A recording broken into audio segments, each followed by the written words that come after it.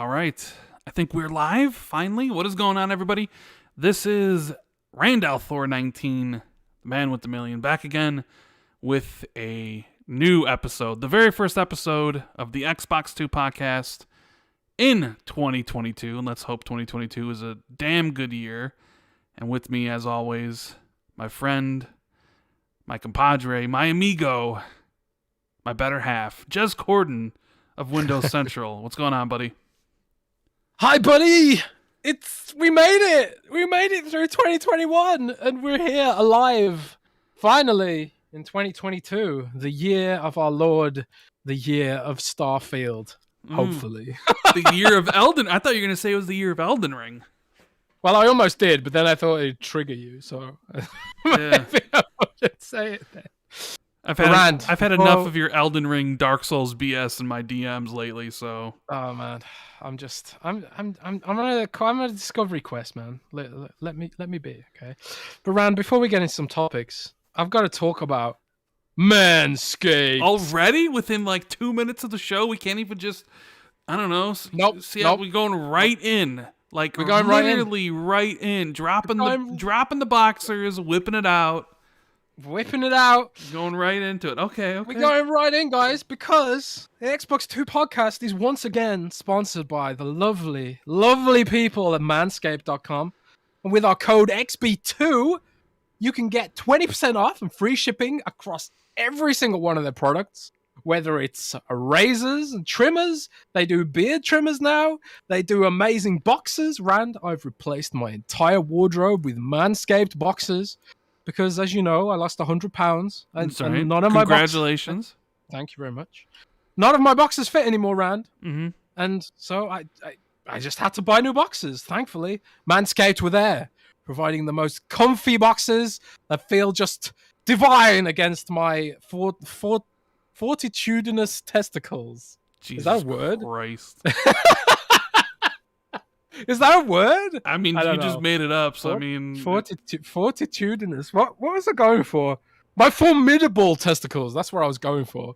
I was like, man, what word is like fortitude, but not fortitude? It's formidable. So yes, Xbox XB2 code, manscaped.com, formidable testicle products. Go and buy them and support our show. Thanks again to Manscaped for sponsoring this video. That was a ad-libbed ad for you there, Rand. Yeah. But we got through it together. Rand. Yes. And here we are. Here we are in 2022. Lots of topics to get through. Kick it off, Rand. New year, same Manscaped, right? Essentially. Yeah. Manscaped. Yeah. So, but yeah, it's I apologize for not doing the show last week. I had a very, very bad bout with vertigo, which I get, I don't know, like every other year. It's not fun. So there was just no way I could do the show. Yeah, it's just, I don't know. I remember the first time I got it, like 20 years ago. I was an electrician. I was putting it in an outlet underneath a sink at a high school renovation back in like 2004. And I had to get down on my back, right? So I'm like on my back looking up at the back of the sink trying to put this stuff into the wall, and all of a sudden my head just started getting super dizzy. And I'm like, what the hell? So I sit up and stand up, and I'm like, okay, that's weird. So I get back down, and like my head, like it just started spinning again. And it just never stopped. And then I had to go to the hospital, and it was like, yeah, you have vertigo. And I'm like, oh, never heard of it before. Like this. And then like, ever since then, like every other year, I just kind of will be sleeping and I'll turn over to sleep on my other side. And all of a sudden, like my head starts swimming and I'm like, oh no, it's coming on. So that's what happened. So, yeah, but I want to thank everybody for sending me well wishes. Because I haven't really been feeling good last couple months. I've been dealing with some personal problems, some issues. I've kind of been burnt out on a lot of things, and been neglecting talking about what I like to talk about on my channel. And I yeah, it just wasn't really a good last 2 months. But I don't know, I feel a lot better.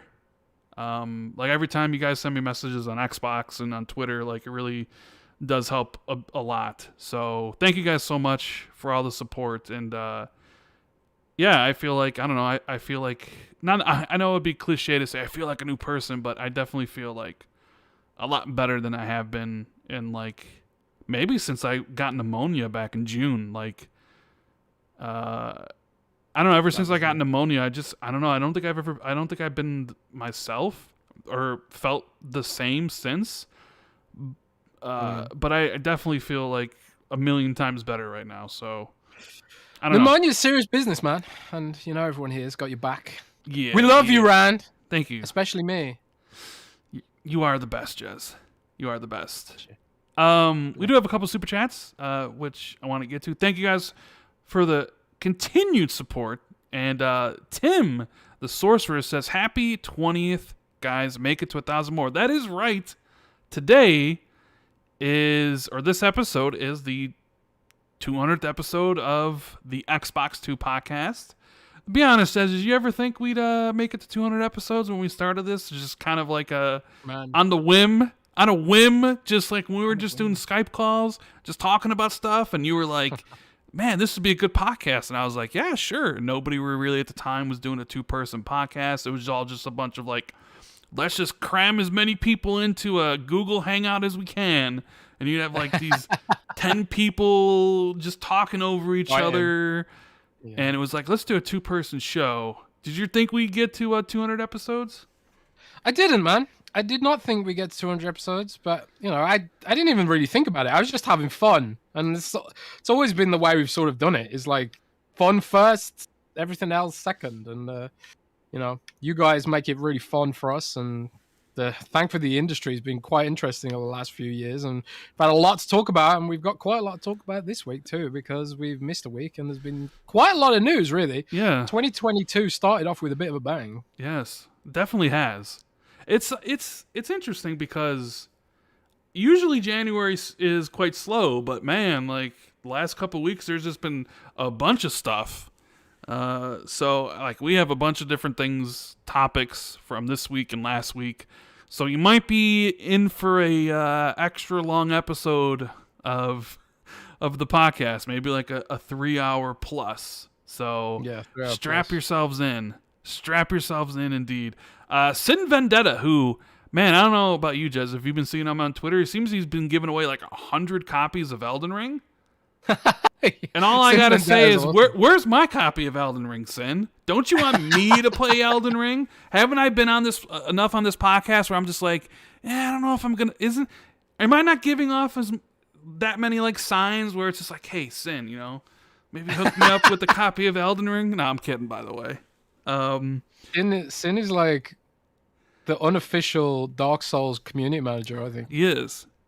I love Sin's tweets are great. So guys, if you're into Dark Souls, definitely follow Sin Vendetta. Like Sin Vendetta like tweets Dark Souls art all the time. Yes. And he's constantly giving away like me right now. And he's constantly giving away like copies of the game, whether you're on PlayStation or Xbox. The only two platforms that matter. Well, PC matters. Only 3 platforms that matter, right? Because Elden Ring ain't on the Switch. Oh man, poor right? Switch. Yeah. But Dark Souls is on the Switch. You know, there's 30 frames per second glory. Ugh, disgusting. So he says, Rand, hope you're feeling better, sir. I am, thank you. Alexander says, happy 2022, guys. Jez, it's my birthday tomorrow. Feel free to leak some Xbox news for this special occasion. Oh, wow. Happy birthday, friendo. And, yeah, maybe, I don't know. We'll have to dig into the chest of secrets, maybe, for your birthday, but shout out. Yeah. I think you did have, I don't know, you were telling me a couple things. I don't know if you wanted to talk about it on the podcast. I have them like written off on the side here when I'm just like blank, blank, blank, dash Jez. So I don't know. Should you leak some stuff? I don't know. I don't know. We'll get to that. The one and only Darj Knight. He says, welcome back, boys. My body is all yours. # be gentle. You know, I'm always gentle, Darji. Rand, are you looking at the chat right now? Yes. Why? I have the chat up. Can you moderate T plus violence, please? Oh, okay. I see. Because I made a new YouTube channel for streaming games, and I've been having some fun with it. Tea and Violence. Yes, Tea and plus Jez. violence. Yeah. And Jez. Yeah. Because that's what I do. I drink tea and play video games, specifically violent ones. So, yeah. And I thought, well, I should be a moderator on this channel so I can ban people who are being mean and stuff like that. But there's nobody mean on this channel, right? nah, not usually. Yeah, not well, usually. Most of them have been banned at this point, I think. Probably. I think a lot of people. the block list is long on this channel. And I don't even really block anybody. It's usually the mods doing great work. Flame says, "Howdy, gents. It's good to see Randwell again. My week incomplete without the man with the mayo and the man with the million. Happy 200th. You know what's interesting about the 200th thing is that I don't even really know if this is the 200th because I started counting at some point and it's possible I counted wrong or it's possible I mislabeled at some point. So we could have had 200 a while ago, or we may not even be at 200 and we're just jumping the gun. But we do have a special guest for this episode. Jez, did you know? We do? Yeah. No, I did not know this. Yeah. I reached out and Phil Spencer will be joining us in 5 minutes. Are you serious? No, I'm completely joking. I wish I was. I wish it was. That's the kind of thing. That's the kind of thing Phil would do, though. Probably. No, he wouldn't. We wouldn't. It would be amazing, but yeah. No, it's just me and Jazz for this 200th episode. So maybe one day we'll get Phil. Maybe one day. That'd be cool, right? Yeah. Paul says, "I don't know if you guys are going to talk about this, but I wish developers would wait to announce release dates when they know they're 100% 3 or so months out." Yeah, there's delays, man. I think a lot more games are going to be getting delayed this year. I just have a feeling. I see people are still kind of catching up on what I said. They're just like, "What? Oh, jinx it, Rand." Yeah, no, right? Yeah, I just have a feeling a lot more games are going to get delayed. Do you have any specific games in mind for delays? Well, I mean, the Stalker 2 delay is quite significant, right? Quite significant. I mean, 7-month delay. They had to have known for a while now that game wasn't going to be launching in April, right? Or does it take 7 months to remove NFTs from your game? So wow, you really went there? I mean, yeah. I did go there. You got a problem with that? Are we going to talk about NFTs on this show? I don't know. I don't really want to. George says Jeff Grubb also said he heard the same rumor about Killer Instinct by Bandai Namco. Oh, interesting. We do have a lot to talk about. Jess has some Killer Instinct 2 stuff. Some other things here. I mean, there's a whole bunch of stuff. And I'm sure you guys, you got any questions you want us to delve into, the super chat's always open because we always will kind of meander about when people do support the channel that way. So I tried grabbing everything I possibly thought was interesting to talk about. So RDX Undead says, "It's crazy that the PlayStation 5 production started 6 months before the series, but still the series have sold over 12 million, and the PS5 hope to have 14.9 million by March end." Well, we don't have PlayStation sales just yet, so we don't know how well they sold for the holidays. Although we'll find out soon enough. Sin Vendetta says, "A gift a copy of Elden Ring for Rand." I don't know. Jez, do you think I should gift Elden Ring to a person that slanders your soul's enjoyment so much? That is true. I'm gonna have to think about that one. Yeah. But yeah, you know what? Before we get into all the juicy topics, can you guys do us a big favor? Make sure you hit the like button and share this out to let people know that the Xbox 2 podcast is back for the first episode of 2022, the 200th episode, we think at least. And we do have a lot of things to talk about. But I actually played a game recently, Jez, because as I told you before, I was kind of burnt out. Wasn't really enjoying a lot of the stuff that was out. I mean, I played Halo twice on the review build. Still haven't played it on the retail build. So I don't even have any achievements for the campaign, which sucks. I really didn't like how they did the review program for Yeah, Halo the review Infinite. program Like, sucked. I really did not like it because it's like I played the game twice now, and it's like I don't want to play it until co-op comes out. And like I don't know, like Far Cry kind of, like, so the last couple months I just really haven't been wanting to play anything. And so my buddies hit me up yesterday and they're like, "You know what? Let's all play the Anacrusis." Anacrusis. The Anacrusis, which is a 4-player co-op Left 4 Dead game with a 70s sci-fi aesthetic with aliens. You know, it's in Game Pass. You don't have to buy it. It's like $30. It's in game preview. So I'm like, you know what? Yeah, why not? I'll get on the good old Xbox. You know, I've been wanting to like get back into at least rekindle my love of gaming. And I'm like, yeah, you know, I love my friends. I'm gonna get on there, talk to them, have a good time playing the Anacrusis, and boy, oh boy, was that a bad decision. Well, tell us about the Anacrusis then. Like, what is so bad about it? Because like we got some people on Windows Central playing it as well. Maybe writing an article about it. And I have to say, Rand, sentiments about it are pretty similar. But I have seen some hype about the game here and there. I don't know why anybody's hyped about the game. The first thing I noticed, and the first thing everybody noticed, was the game runs like doo-doo on the Series X. Frame rate is all over the place. The aim acceleration is ridiculous. I think I had to turn it down to like 0 to even get it functional. And it just was awful. To the point where we deleted, everybody just was like 20 minutes in, we're all just like, yeah, I'm done. And we all just uninstalled it. 20 minutes in. Because like the guns weren't fun to shoot. And the enemies there was no feedback on the enemies. So, like, you shoot these aliens and they just fall over. And the dial, like, because you basically have the same enemies from Left 4 Dead. Like, you have the one that grabs you when you're away from the pack, right? And you have the big brute, the huge one that soaks up a lot of damage. And, like, the dialogue for when, like, the one that comes in and like kind of grabs you, it literally be like, grab her, or brute. They literally say the same, and like it was just we played 2 levels and we're just like, yeah, I know it's game preview, so maybe it gets better in a year or 2, but like you look like a game like Deep Rock Galactic, which blowing up right now on PlayStation Plus. They added like 5 million players, up to 10 million now. I played that day 1 in game preview, and you could tell right away from day 1 that was a good game, right? Same thing with like Grounded. Like Grounded, the people who were really into survival stuff could tell from day 1, like, that's a good game. And I'm telling you, from day 1, I can tell that Anacrusis is not a good game.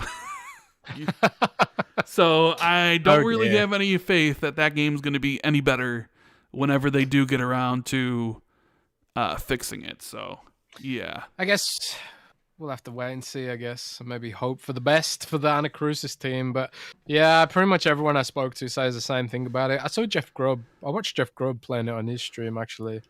And yeah, man. Oh, well. Sometimes I wonder if some games hit Game Pass, game preview rather, a little bit too early, maybe. I don't know. But oh well. It is cool, like you mentioned, Deep Rock Galactic. Like, it's cool to see how that game has grown and changed since launch. Because I played like the very first alpha builds of that game, and I was like, man, there's definitely something here. But at the same time, it was pretty bare bones, and there wasn't like a huge amount of replay value in it. But now there's like all kinds of cool stuff in the game. So, it's interesting to see how games evolve sometimes. But is that all you've been playing, Rand? Anacrusis? Well, I mean, also, I was playing some Among Us on console. All my friends really like it. We were able to get like 8 or 9 people, and it's still a lot of fun.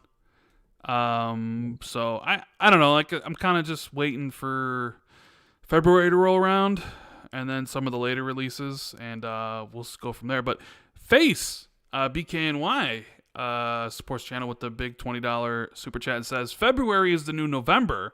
Which game, in your opinion, will have the most mindshare and best critical reception in February? Okay, so that's kind of like 2 questions. Which one will have the most mindshare and which one will have the best critical reception?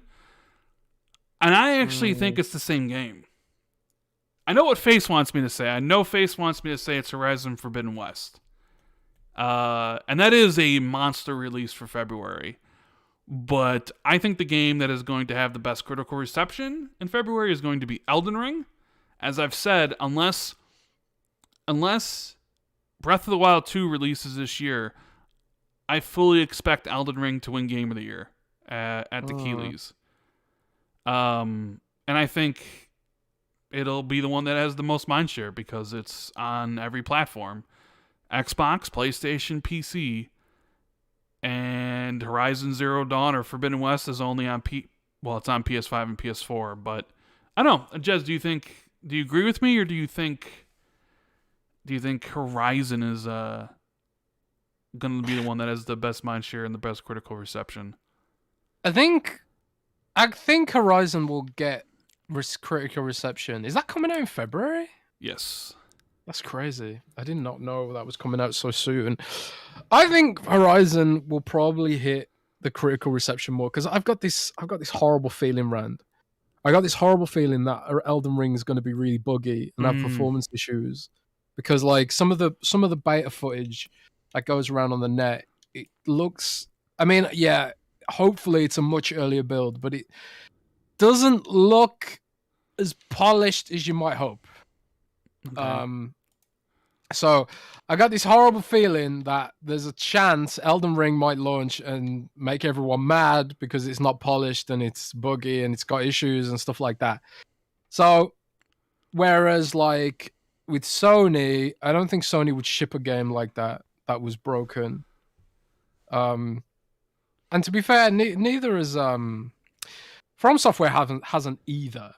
But at the same time, I just kind of think, man, I don't know. I think the polish will probably be there on Horizon and not Elden Ring, but I don't know. We'll have to wait and see. Man. I think for mindshare, probably Elden Ring purely because it's on PC, and there'll be more people playing it. But you know, I suppose it ultimately depends on what the press do, where gamers go. I think a lot more people on streams will be playing Elden Ring because I think the Souls games are a bit more streamer friendly. They're not so story heavy, and you know, it's not like you have to sit there through long cutscenes in a game like Elden Ring. Potentially, I don't know. So I can see more people streaming Elden Ring too. We'll have to wait and see, though, man. What game from February are you most interested in, though, Rand? Because there's Dying Light 2 as well, which people are. I think Dying Light 2 is going to be a bit of a sleeper hit. Well, so I haven't played Horizon Zero Dawn, so it's tough for me to say like I'm most interested in that game because like I didn't beat the first one. I did really like Dying Light, so Dying Light 2 does interest me quite a bit. But then again, like, you know, that whole controversy on Twitter, we got 500 hours, right? Yeah. Which we'll talk about in a minute. Yeah, it's like, is this like a Ubisoft joint here? Because I'm kind of like sick of those. Sifu looks really cool. So maybe it's Sifu because, you know me, like I'm not sold on Elden Ring. So like I know, you know, to Miles Dampier, that's like sacrilege, right? Like, so I don't know. It's probably one of those. I'm trying to even think what else is even coming out in February. So yeah, one of those games. The Last War says hopefully Redfall releases in summer. Hopefully, but I mentioned delays before. I don't know. I think Redfall gets delayed. I think Redfall gets delayed to holiday, to like fall 2022. I mean, I already know summer is like what, July, August, and September. So like I was already thinking to myself, well, Redfall will come out like sometime mid-September or early September, maybe late August, right? But I don't know. There's a part of me that thinks like that game maybe gets pushed to like October, end of October. It's tough to say because like you just have a window and we're what 7 months away from it potentially launching.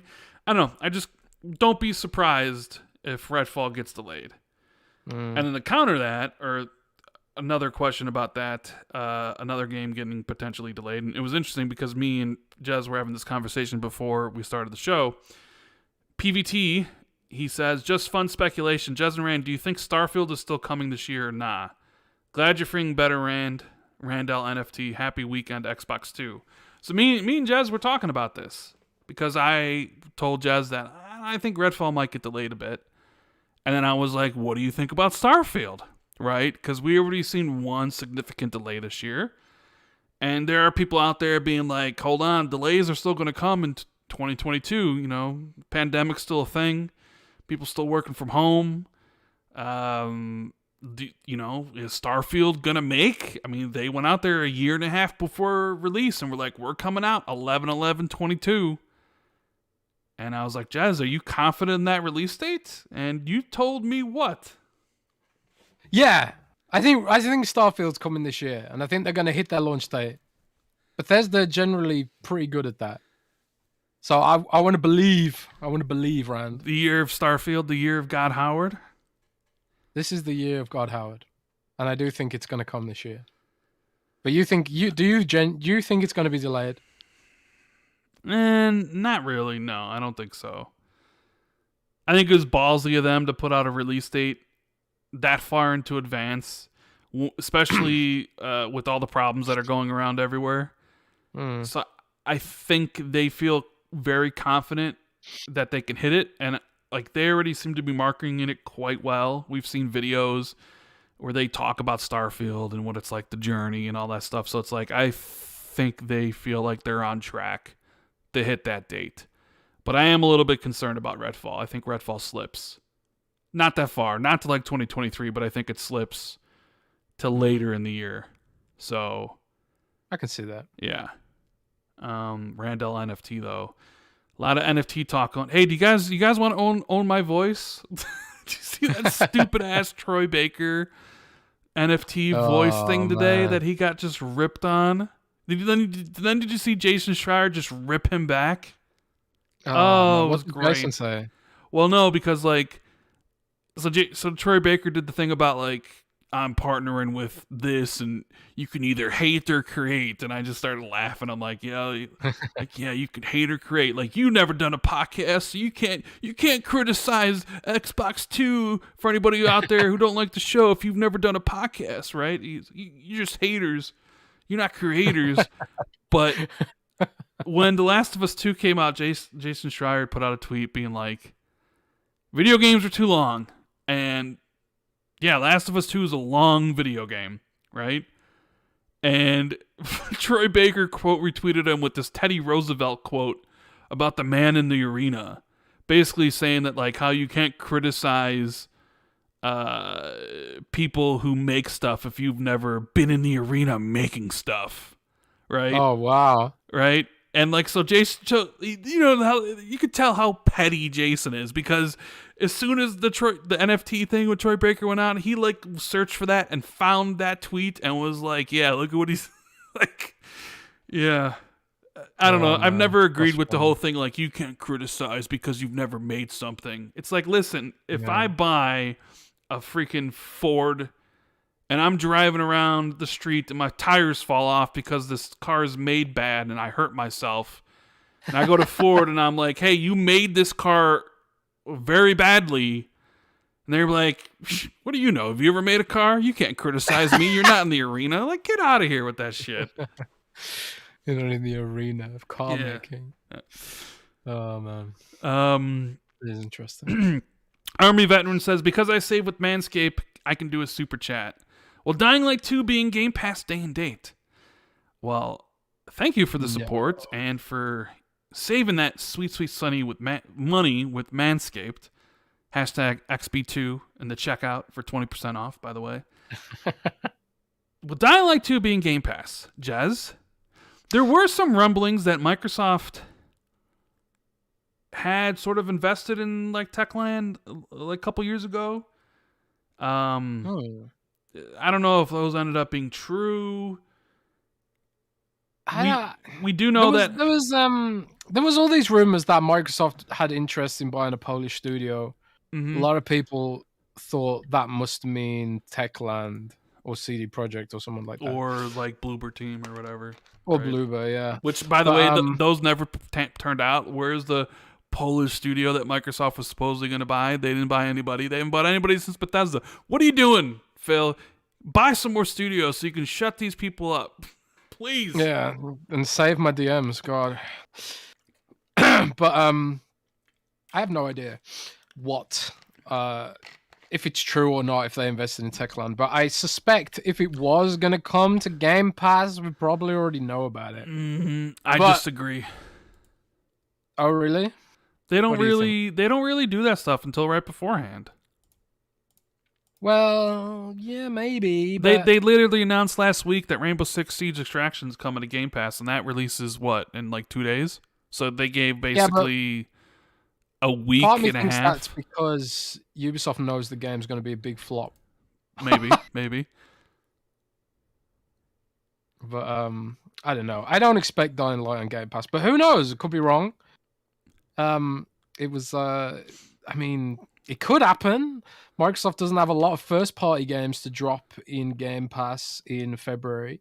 It'd be a pretty big get. It's a multiplayer game too, which do well on Game Pass because people are like, they want to play with their friends, and the cheapest way to do it is through a multiplayer game.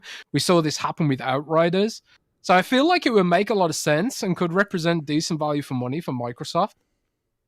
But I don't know. It seems like almost too good to be true, maybe. I don't know. I feel like... Do you think it could happen? Where would you put that on the rateometer of possibilities? I feel like out of all the games coming out in February that are new releases, that are big, I feel like Dying Light 2 is the one that has the most potential to be Game Pass Day 1 title. I know a lot of people will be like Elden Ring, and like, sure, Elden Ring's a huge name, but I don't really see that happening. And the reason I say Dying Light 2 is because of the co-op factor. You can play that game in 4-player co-op. That's true. And we know Microsoft loves to put the co-op games in Game Pass because people playing co-op helps push the service because you can play the game and then, hey, I'm playing Dying Light 2, Jim. Why don't you get on and play with me? And he's like, all right, well, I don't own the game. Well, just subscribe to Game Pass. It's $1 for 3 months, or spend the $10 or whatever. And like, hey, can we get Nick on? Oh, but Nick doesn't want to subscribe, so he ends up buying the game. All those sort of things that plays out. So I think if Who's there's, Jim? I don't know, just made up names, just making up names. So Jim Ryan.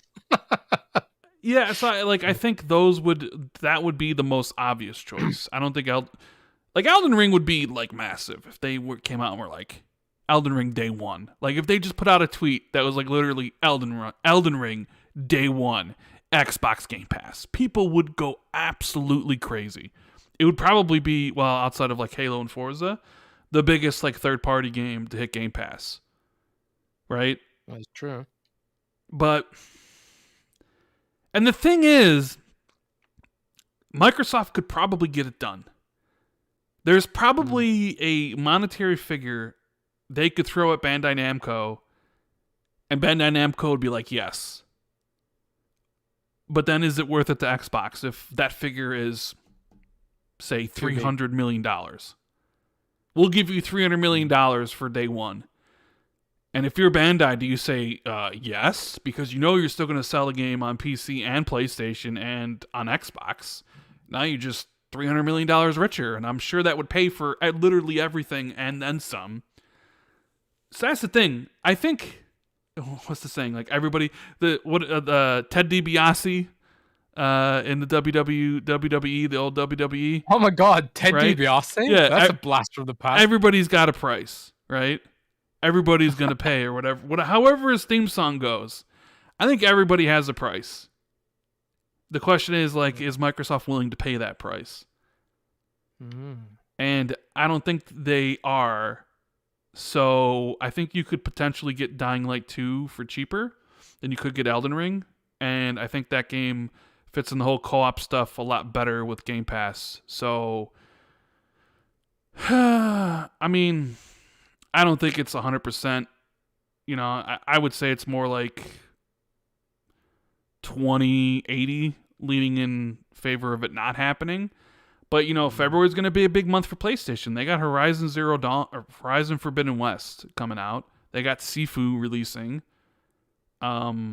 So Xbox might want to counter that with some sort of big because maybe that's exactly why they do it because of PlayStation having a big February. That'd be a great way to snatch headlines, like Dying Light day one in Game Pass or Elden Ring day one in Game Pass. It kind of incentivizes them to do it, but I don't know. And Jeff Grubb has talked about how they have billions of dollars to spend on Game Pass and they need to spend it because of all the inflation that's going on in the world right now, right? And the money's just sitting there losing values, and you got to grow the service. And we talked about it last year. Remember when we talked about the Game Pass numbers? You kind of put out that it was like 22 million, but it wasn't really because you read the thing wrong, which is why you should always come to me with your leaks first, so I can read them for you, so you don't get them wrong when you go public with these things, Jez. Oh my god! You should learn your lesson on this. Happens. And it was came out that Game Pass was kind of more or less stagnant in the first half of the year, or after Outriders and MLB came out, because there wasn't anything. Yeah. Game Pass didn't start picking up until after E3, when it was okay, here's 12 minutes, and here's The Ascent, and here's Forza, and here's Psychonauts, and here's Microsoft Flight Sim. You need these steady cadence of pretty big games, or at least pretty big new games to come out. Yeah. And, right now when you look at it, Xbox really doesn't... They got nothing from first party. Stalker 2 was supposed to be the big game, and that's delayed. So, Tunic might be a great game, but I don't really think Tunic's gonna push Game Pass subscriptions. And I know people are talking about Crossfire X, but it's just I don't know. Some of the early previews for Crossfire X make it sound pretty bad. So I wouldn't pin my hopes on that game as being the savior of the first half of the year. So if Xbox wants to keep the momentum up of Game Pass from the holidays, from the Forza and Halo push, they did what the best they could with January. They got the only new game releasing with Rainbow Six Siege Extraction, and then Hitman, which we'll talk about in a little bit about how that's incredible. It's you gotta keep it. You gotta keep it going. You can't just be we got a couple small indie games that nobody really cares about, and that's it. So yeah, I kind of do think they sort of need to grab a Dying Light 2, or what else they can get, because I don't even know what else is even coming out in the first half of the year. So we'll see.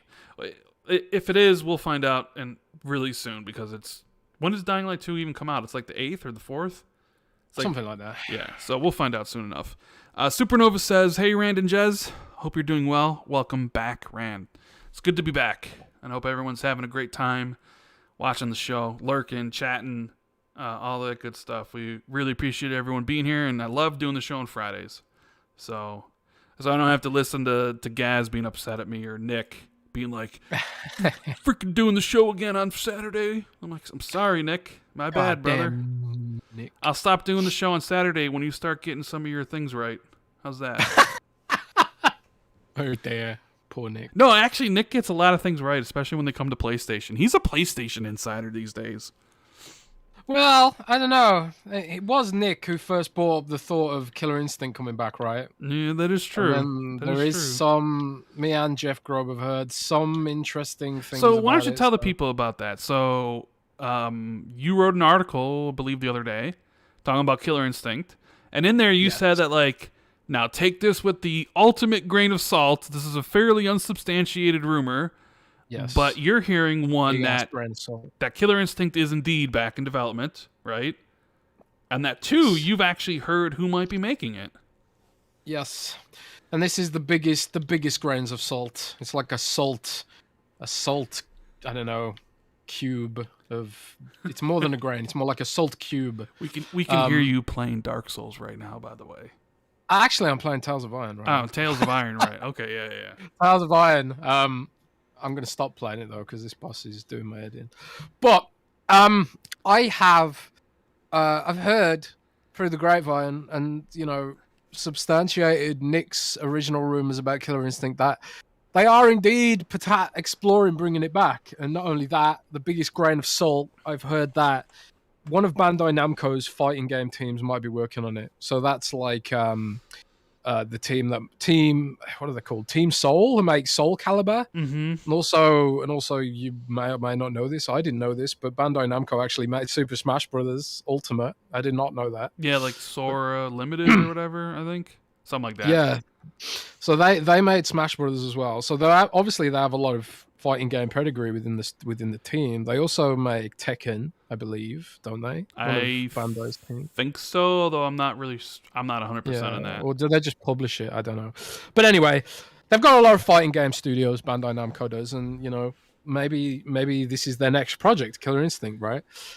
Also, connecting the dots, it was discovered by, I can't remember exactly who discovered this, but it was discovered that Microsoft had hired a NetherRealm veteran who supported Mortal Kombat all the way back to the Midway days, back in the 90s. So this chap knows how to produce a fighting game, basically.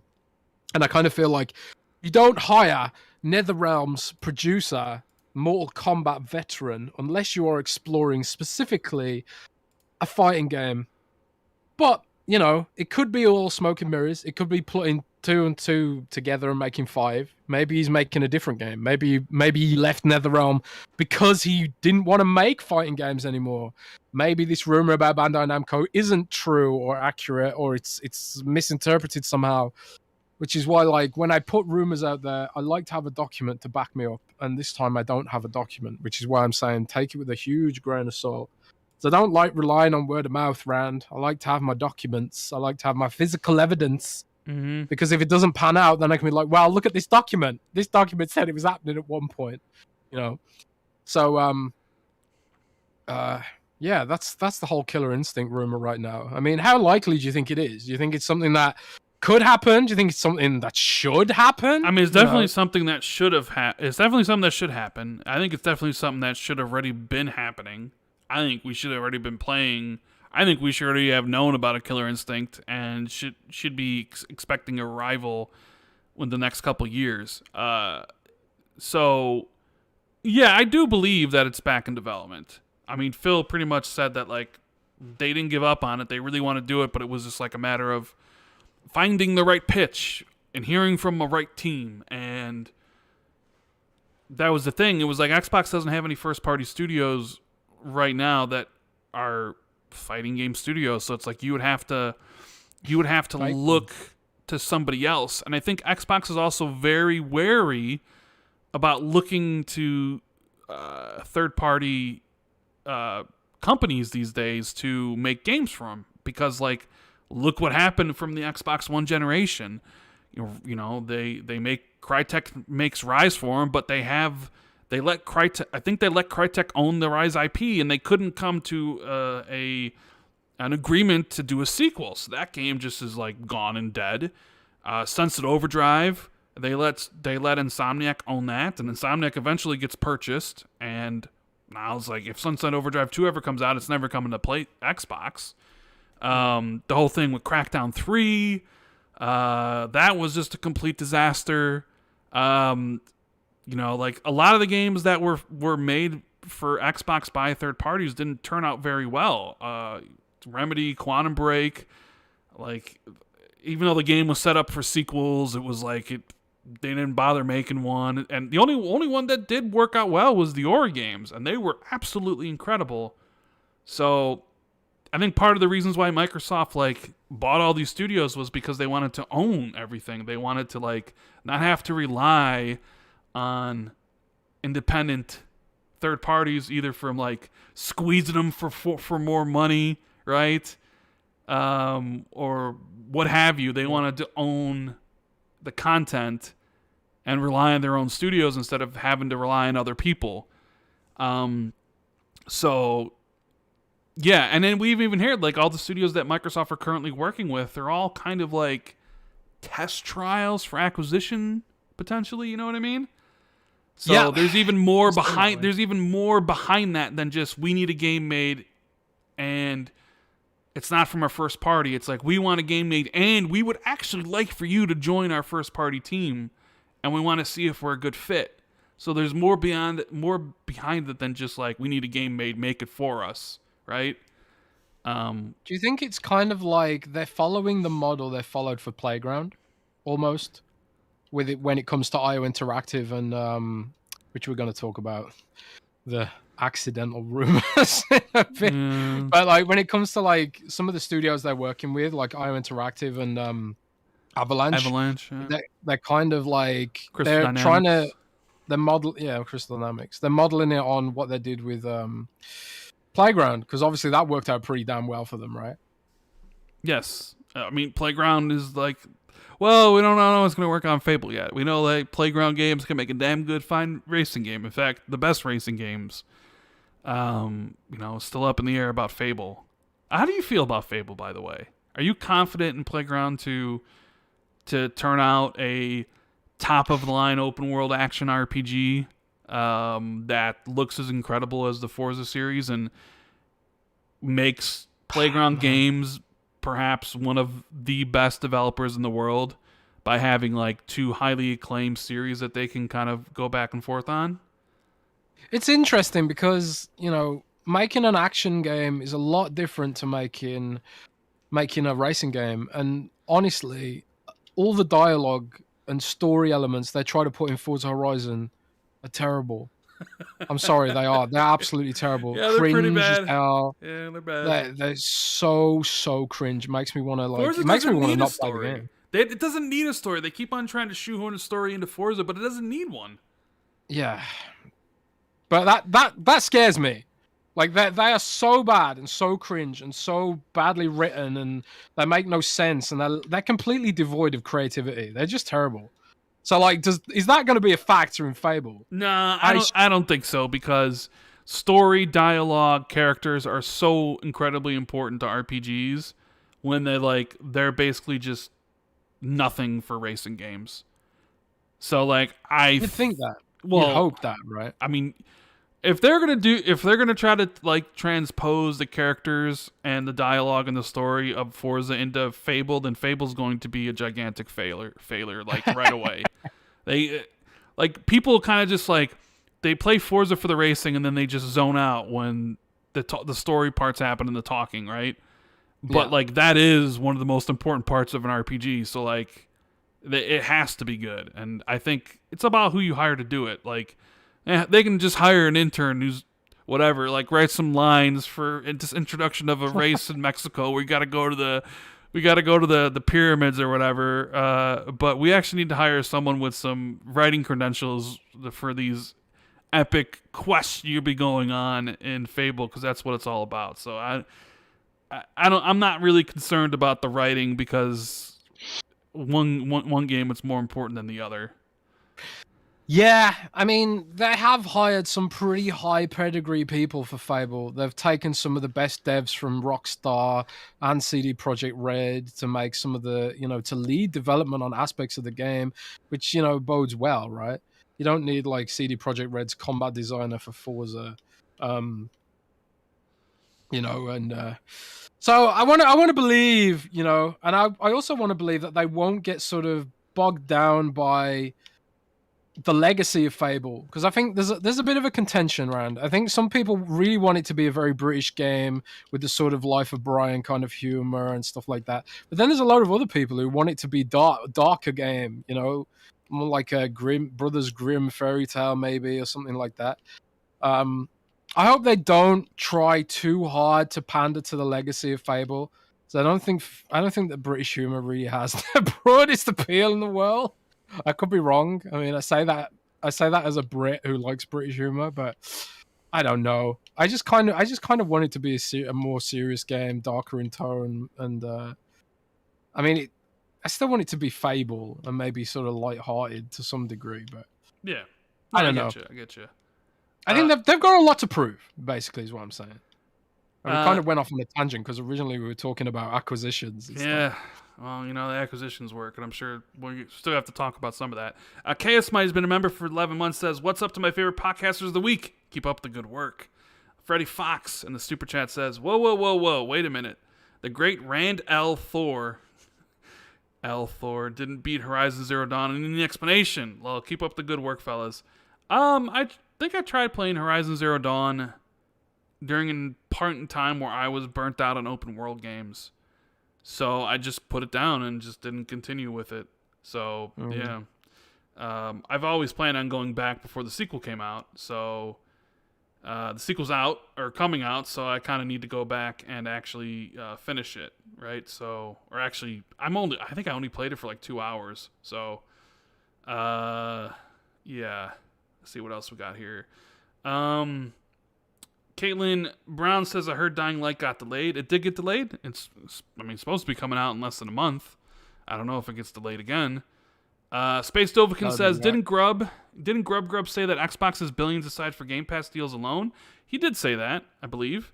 And, they need to spend that money because of the inflation. And maybe, they will. Maybe they'll throw out some money for Dying Light 2. Maybe they'll try to throw out some hundreds of millions for Elden Ring. We'll just have to wait and see. What else we got here?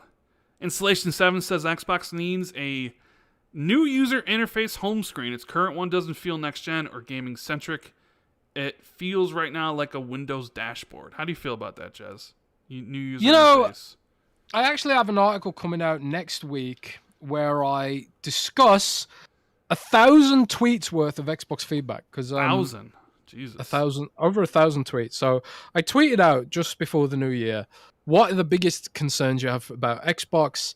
And, reply here below. And I went through that entire list of tweets and arranged them in a spreadsheet by category. And I was surprised, Ran, that like the second highest complaint, I think it was second or third highest complaint, was the Xbox dashboard.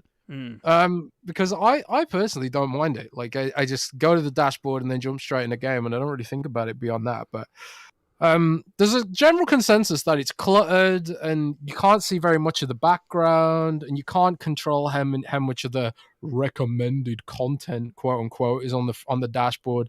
The sort of algorithmic stuff that was implemented, a few versions ago. So it is a huge complaint. Like, it's one of the biggest complaints from the community is that people don't like the interface. I also think that like it's a problem because they're kind of bottlenecked because of the way they've set it up. It's like hypervisor, and it's got a very limited amount of system access to like work and stuff like that, because it's on like a separate partition to where the games run, kind of. I don't know, but that is a big complaint. So maybe they will address it because it is one of the biggest complaints. But I don't know. Maybe they just think it's just the dashboard, and I know they make a lot of money from that recommended content, so maybe they just leave it as it is. I don't know. I guess we'll have to wait if and they see. change it, it won't be until like later in the gen. I think they've done so much tweaking of it. I think they sort of feel like this is it. That Jason Ronald did kind of discuss what the priorities are for Xbox this year, and one of them is game DVR. They want to fix that. Yeah. And they also want to add more stuff to the achievement system. They said on the iLords podcast. They did, but you know what? Yeah.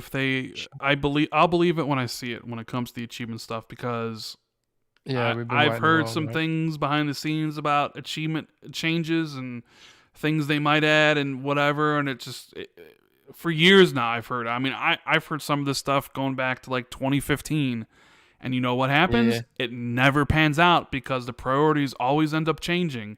And guess what? Achievements aren't a priority to Xbox. I'm sorry, they're not.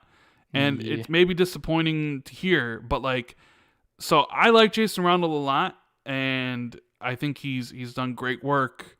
And and I'm sure maybe achievements are on a list somewhere, but I'll believe it when I see it. I've heard so many things over the years about how they were going to add this and add that and do this and do that. And guess what? None of it happened. So I'm not going to get my hopes up until it actually, I'm staring at it and being like, okay, they did something. Do you remember the career system? Yeah, I do. Remember when Mike Ybarra came on to our podcast and talked about that. Yeah, that was weird. Yeah, and that's the story that everybody took away from that show, was this career system. And then we were all like quoted, but nobody quoted the podcast. People quoted your article that you wrote about the podcast, and I was just like, and that was the beginning of me being Randall Chop Liver, and just the like the side mascot to Jez Corden. Oh man, so it's what it is. My good buddy Gaming Forte has been a member for 16 months. Says he's back. Glad you're feeling better, brother. YouTube and party chats just haven't been the same without you. Hope you drink all your Ovaltine. And Ovaltine. Yeah, Ovaltine. Dub, who's been a member for 7 months, says, hope we do get a new Killer Instinct. Of all the unofficially unannounced titles that are in dev, what are you two most excited for? For me, it's definitely Project Dragon. Huh. Okay, so Jez, all the unofficially unannounced titles that are in development, which one are you most excited for? Man, I have the full design brief for Project Dragon on my desktop. And if they nail all of their plans for Project Dragon, it's going to be mind-blowing. But I kind of feel like the game they're proposing costs hundreds of millions of dollars. And I got a feeling it'll probably be cut back a little bit before it launches. But Project Dragon does sound pretty damn incredible. Diablo, Destiny kind of service type game with a big campaign story, and it's my kind of game. It sounds pretty badass. I just don't know if it'll pan out. These things often don't, sadly. But I think Project Dragon's up there. I also really like In Exile, so Project Cobalt is also one that I'm interested in. A shooter from Wasteland devs. Man, I know you ain't played Wasteland, Rand, or you ain't played it much, but In Exile, they have no chill when it comes to writing, man. Like, you think a lot of devs, I feel like a lot of devs just like, they pull punches and they think like, we shouldn't put this in, it might be a bit offensive or a bit weird and people think we're crazy. And Exile don't give a fuck.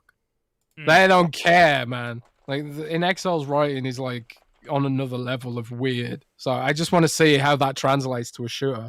Or maybe they'll take it more seriously. I don't know. But there's some weird stuff in Wasteland, like really, really weird stuff in Wasteland. And I just kind of want to see that on a grander stage. But I'm also quite interested in State of Decay 3.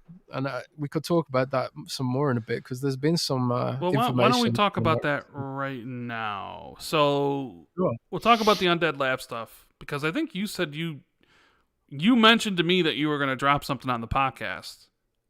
Oh, did I? Yeah. And I know that it was coming around that like they are opening up a new studio or a support studio to help work on like Unreal Engine 5 stuff. You remember this? Oh, yeah. But then you told me something else regarding Undead Labs, but I don't know if you remember. So, no, I don't. Okay. That's the thing. Like, I don't know if you want me to say it because I'm not sure. I'll go and have a look back through the tweets, but it's these DMs, right? Yeah. Okay, so there's we'll talk about the stuff that's out there first before I just double check if I actually can talk about this stuff. But the stuff that's out there recently about Undead Labs is quite interesting, because we know that Undead Labs has been growing quite rapidly as a studio, and it's interesting because Jeremy Penter from ACG, he put out a tweet saying, trust me, we don't want to see State of Decay for a while. Happy about the work on 3, but well, yeah. Which made State of Decay 3 sound like it was in a bit of a state, to put it bluntly. But it sounds like State of Decay 3 is very early in production right now. And it sounds like they put out the fact they're making it maybe a little bit early. But at the same time, it's kind of like sometimes you have to put that stuff out there because you have to recruit and hire and stuff.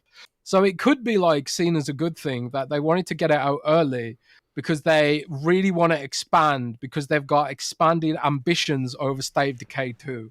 Like, we know State of Decay 2 is basically a AA game, if that. There was loads of stuff missing. The co-op system was terrible, frustrating with its like tethering system, which is completely antithetical to a sandbox game. You don't want to be tethered to your co-op buddies in a sandbox game, because it defeats the point of a sandbox game. You drive too far away from your friend and then shit happens. It doesn't make any sense. So they needed network engineers. And the whole idea with State of Decay was it was always going to be some kind of MMO, some kind of big MMO kind of game. And it sounds like that's the ambition they're going for, because um, a lot of people have been hired for State of Decay. Not only have they been hired for State of Decay, but it seems like, according to LinkedIn, that there's a new support studio opening up for Undead Labs in Orlando, Florida. And they've been poaching people from EA, Orlando, specifically for State of Decay, like some pretty prolific devs who worked on like Jedi Knight and Fallen Order and stuff like that, and a bunch of different games and artists and all that stuff. So it sounds like State of Decay and Undead Labs is expanding to meet some kind of higher ambitions than the original game had. And yeah, it might mean that we don't see State of Decay until 2023 or even 2024, you know. But at the same time, I'd rather have a AAA game that can really deliver on the franchise's potential than go with another AA game that doesn't really expand what the franchise already is. Because State of Decay 1 and State of Decay 2 are basically the same game. Like, all they did really was add co-op. And I remember when I played State of Decay 2 at E3, I remember thinking, man, they haven't really added anything. It had the same zombies. It had the same gameplay loop. There aren't really any features and stuff like that. And some people in DM, Rand, they got to me and they were saying things like, why are they doing so much work on State of Decay 2? Why aren't they focusing on State of Decay 3? Well, the answer to that is it's because they're using State of Decay 2 to sort of test things for State of Decay 3 and refine things for State of Decay 3. Like, they've tweaked the infestation system, because State of Decay is a very statistic and database driven game. It has all these intersecting dynamic systems. Like, more as you play the sandbox, more and more zombies come and dynamic events happen. And, you know, you get to a point where there's like hundreds of zombies everywhere and stuff like that. And all that happens it responds to your gameplay. So there's a lot of system work that has to be done. And some of the work they're doing for State of Decay 2 is going to inform them for State of Decay 3. So, and some of the new devs that are coming on board for Undead Labs, they're sort of being given projects on State of Decay 2 to sort of get them up to speed with the way the system works, because it is this sort of endemic zombie system. It's really complex. And the fact that you sort of don't notice how complex it is kind of like, it's a good thing and a bad thing. Because you almost like don't realize the amount of stuff that goes on behind the scenes to make the sandbox experience happen. That being said, it kind of sucks that they announced it so early and we haven't seen anything of it at all. We have no idea what kind of direction it's going to take, what kind of features it's going to have. It could be years before we see it and all that kind of stuff. And it's just kind of one of those games that has a big question mark hanging over it. Much like Playground Games with Fable, much like the Initiative with Perfect Dark, Undead Labs has a lot to prove. And we just have to wait, man. It's just more waiting on some of this stuff. But it does sound like they've got much bigger ambitions for it. Okay. I know you're not a huge fan of State of Decay, but you're the kind of person that they need to get on board. Because right now, the only State of Decay has a passionate fan base, but it's mostly from people who really like almost the idea of it and the sandbox and the fantasy of being in a zombie apocalypse. Now they need to really nail the fun aspect. Because, like, a lot of it just feels janky. The shooting feels janky. The melee combat feels janky. The base building's not that compelling, really. There's a lot that needs to be done to bring that up to a sort of mainstream level. And I think they'll do it. I think they'll nail it with all these extra hires and all that kind of stuff. Interesting. I'm pretty excited for it. I know you're a big fan of State of Decay, so as long as you get a game that you like and love. For me, I just need it to be... an actual evolution from State of Decay 2 and actually have untethered co-op and actually look really, really good, because State of Decay 2 did not. You know, no more excuses. Like, yeah, you can make the excuse, well, they weren't acquired by Xbox at the time, whatever, but now they're an Xbox studio, so you better at least get pretty close to that debut trailer, you know? The expectations are going to be higher, man. They're going to be higher, and it's always a thing with when they join Xbox is the expectations go up because Microsoft has the money, they have the bread, and it's like, you know, if you are this big rich corporation, why can't we get games that look as good as God of War, or have the animation fidelity as God of War and Horizon Forbidden West and all these other games, you know? Yeah. So Eddie the Psycho's member for 17 months says, Happy New Year, everyone. Wishing you all good health, and hopefully it's better than the last 2 years. Let's hope so. Let's definitely hope so. Aquaman says, why isn't Compulsion's game Contrast on Game Pass? It's probably because... Yeah, it's probably published... Is that an indie game, or is that published by somebody? I'll look it up right now. Contrast. It might be published by someone. It might be owned. Or maybe they just haven't bothered because no one cares about it. Because Contrast it's an okay game. J-Boy says, any chance Final Fantasy 14 will make it to Xbox? So this is also a topic I have because it came out, I think somebody posted it, somebody with connections posted it on Reset Era, basically saying that, like, yeah, Final Fantasy is probably not going to come to Xbox this gen. And that Final Fantasy VII Remake will probably never come. And if Remake Part 1 doesn't come to Xbox, then more than likely Remake Part 2 won't come. And we already know Final Fantasy 16 is like a 2-year timed exclusive. Yeah. And who knows if it even comes after that. And Final Fantasy 14, like, they've talked about it for years. I'm just going to say no. I'm just going to say I don't think we'll see Final Fantasy games on Xbox this whole gen. Yeah, I'm kind of in that camp too. I think the era of Final Fantasy on Xbox is probably over. I remember it. Do you remember when Final Fantasy 13 was announced for Xbox and it was this huge big deal? Because it was a big deal. It was a big deal. It was like, oh my god, Final Fantasy's on Xbox. It's never been on Xbox. I think Microsoft has always had to pay a premium to get Final Fantasy.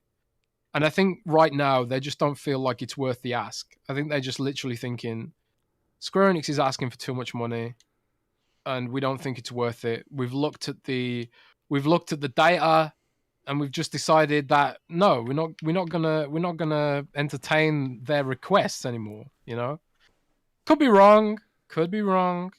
Hopefully I'm wrong, because I want Xbox fans to get it. I am almost positive Final Fantasy VII Remake was already supposed to be out on Xbox. And the fact that it's been over 2 years, going into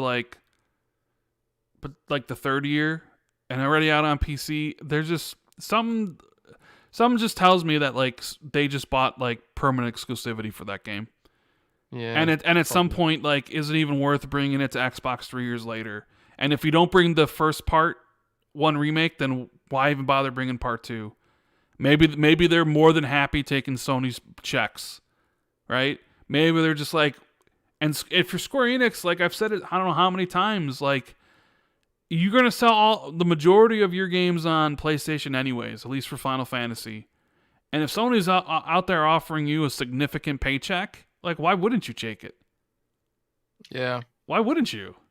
I know it sucks for Xbox fans, because ever since Final Fantasy 13 came over, we've kind of gotten all the Final Fantasies, like Final Fantasy 13 and 13-2 and Lightning Strikes or whatever the third one was. I forget the name of it. I can't remember either. Lightning Returns, is it? Yeah. Because I think maybe at the time wasn't Final Fantasy 15. No, 15 was originally supposed to be a PlayStation exclusive. You remember?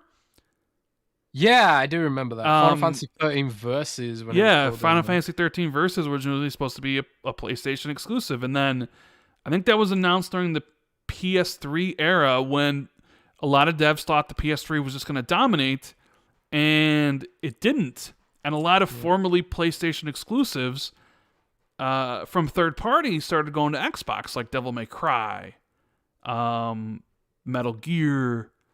I'm trying to think of some other, like, I remember when Devil May Cry 4 made that announcement, how, like, Devil May Cry 4 will be launching day one on 360.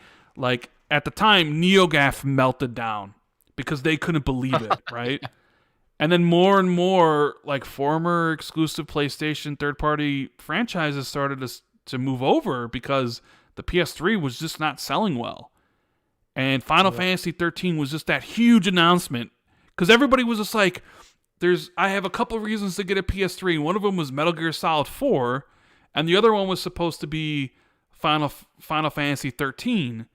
And then 13 came to Xbox, and then but they had also announced Final Fantasy 13 Versus, which eventually came to 15, and that one came to Xbox.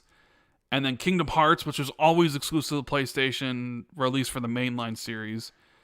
And then that one became multi-platform. I just sort of feel like Square Enix and Sony, at least on the Japanese side, have become tighter. So at this point, moving forward, I'm just going to expect Final Fantasy games to be exclusive to PlayStation. And if they come to Xbox, then great. But I'm just not going to think like, well, Final Fantasy 16 will come, 2 years later. I'm just of the mindset that like it's probably just not going to happen. I'm expecting the games not to come, and if they do come, great. But that's where I'm at this point. Yeah, I agree. I don't think you can expect Final Fantasy or Legend of Mana or a lot of these other games on Xbox anymore. I just think Microsoft they don't make sense for Game Pass either, which is a problem. Like, Microsoft wants multiplayer games ultimately for Game Pass. And I think Microsoft just thinks like Square Enix wants this much money and we don't think it's worth it because look how Final Fantasy, some of these other games did. Maybe they use some of the other Final Fantasy games as a test bed because they did have Final Fantasy 9 and some of the games on Game Pass, I think. Didn't they? Was it Final Fantasy 9 on Game Pass? They put all of them on there, like 7, 8, 9, 12. Yeah. The 360 games, yeah. They put them all on there. Yeah, I think they were trying to figure out if they were actually going to do anything for Game Pass, and I guess they didn't for whatever reason.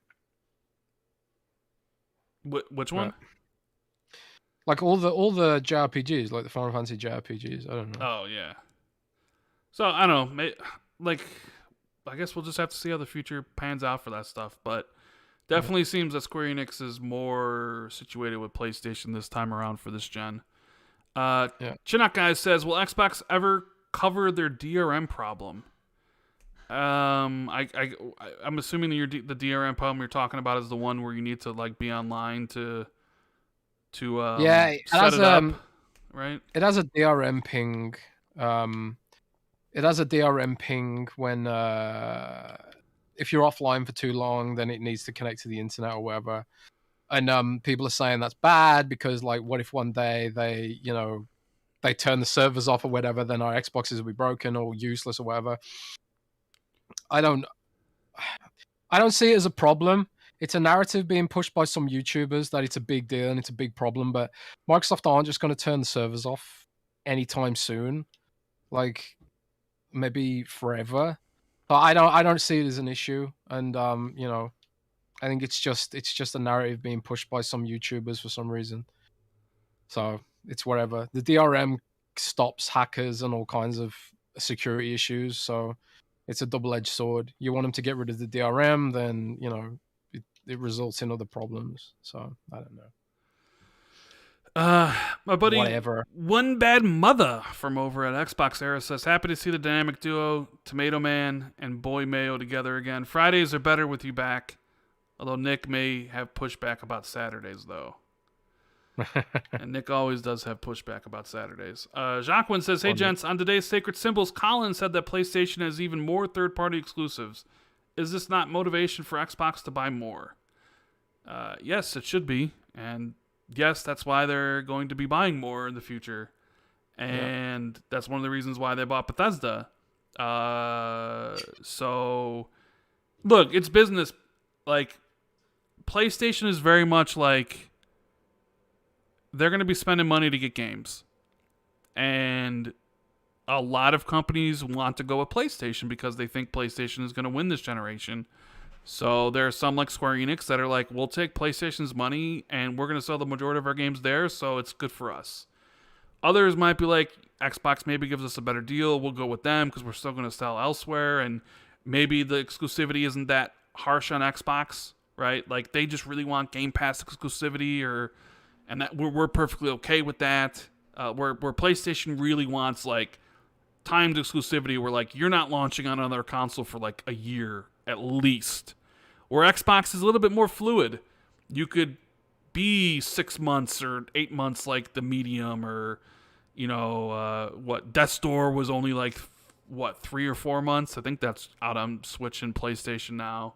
I saw the Ascent just get rated, so like Xbox is a little bit more loose with their things, because they really are trying to all be about like getting day one games for Game Pass. But me and Jez have said this from the start. PlayStation's goal for this gen was to kill Xbox, and I'm not mincing words with that. Neither is Jez. Like, that was their goal, and things didn't work out to PlayStation's benefit in that. Like, obviously the supply shortage, semiconductor shortage really hampered them to the point where, like, Jez, they're producing more PS4s for this year. Yeah. That cracks me up. And it still cracks me up, because when we'll talk about in a second, because I want to continue on with the point I'm trying to make, is like, and then with the games being delayed, think about it. Like, PlayStation had a really good launch. They had Dark Souls, they had Spider-Man Miles Morales, they had Sackboy, and a couple other games. They definitely had a better launch than Xbox, like, hands down. Like, Xbox launched with Gears Tactics, which was a 6-month-old PC port. Like, they didn't launch with much. And, me and you criticize them for that. And it turned out they didn't need to launch with anything. People just wanted the system. But Sony actually had some games for them. And then everything kind of started going bad for Sony in 2021. Because Horizon couldn't make it. God of War couldn't make it. Gran Turismo couldn't make it. Forspoken couldn't make it, right? Some of their big deals. Ghostwire Tokyo couldn't make it. I mean, I remember when Deathloop was supposed to be a launch title, and that ended up not coming out until almost a year later. So PlayStation was only able to launch with Returnal and Ratchet. Both decent games. Well, more than decent. Like, Returnal's, I think, incredible. Ratchet less so. But the whole goal for PlayStation was that they wanted to just have this overwhelming lineup for the first year. And they were going to hit you with literally everything. And they were going to make it seem like PlayStation, if you're a gamer, then the only place to play is PlayStation, because look at all this incredible content that we have lined up for the first year. Well, Xbox was going to have virtually nothing until Halo and Forza. That was their plan, from what I had been told. And it kind of all fell apart because they couldn't make as many systems as they wanted to. And then the games weren't being able to be made on time, so a lot of the games ended up slipping, which maybe that turns out to their benefit this year. But, like, they were making deals behind the scenes. They were trying to set up their whole thing where it was just going to be a slaughter. And I heard people from Xbox telling me, like you had heard, like, PlayStation was out there to destroy Xbox. That's what they wanted to do. And it didn't happen. So, nope. I'm not surprised they got more deals, because we were hearing about a lot of things behind the scenes. But there's a lot of companies that still don't want to announce stuff yet because of, the way everything is right now. So you'll probably start seeing a lot more stuff get announced this year. But what do you think about the PS4 getting an extra, like, extension of life for another year, another 1 million units added to it when Xbox One has been discontinued for over a year? First, it makes me laugh, not because Sony are doing it, but because there were so many fanboys who were like, "Oh, Xbox Series S is holding the gen back and all this stuff," and now PlayStation's doing it. They're not keeping the same, the same sort of criticisms. They're like, "Oh, this is really smart play by Sony. This is really great job, Sony, genius." It just goes to show that Microsoft was right, and it's not even like it's some kind of super genius strategy Microsoft pulled off here. It's just the same strategy that they use for mobile phones. If you want to sell a piece of hardware, different people have different budgets, and you kind of gonna meet them where they are. Whether that means you meet them on their phones, or whether you like, um, you know, make a cheaper SKU like what they've done with the Series S. There's literally there was no reason to not do it that way. So like when I saw all these game journalists pearl clutching about it, saying, "Oh my god, what was that one article?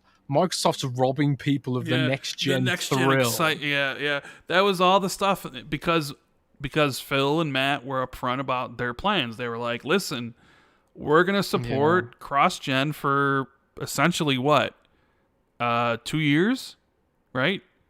And PlayStation was out there talking about they believe in generations.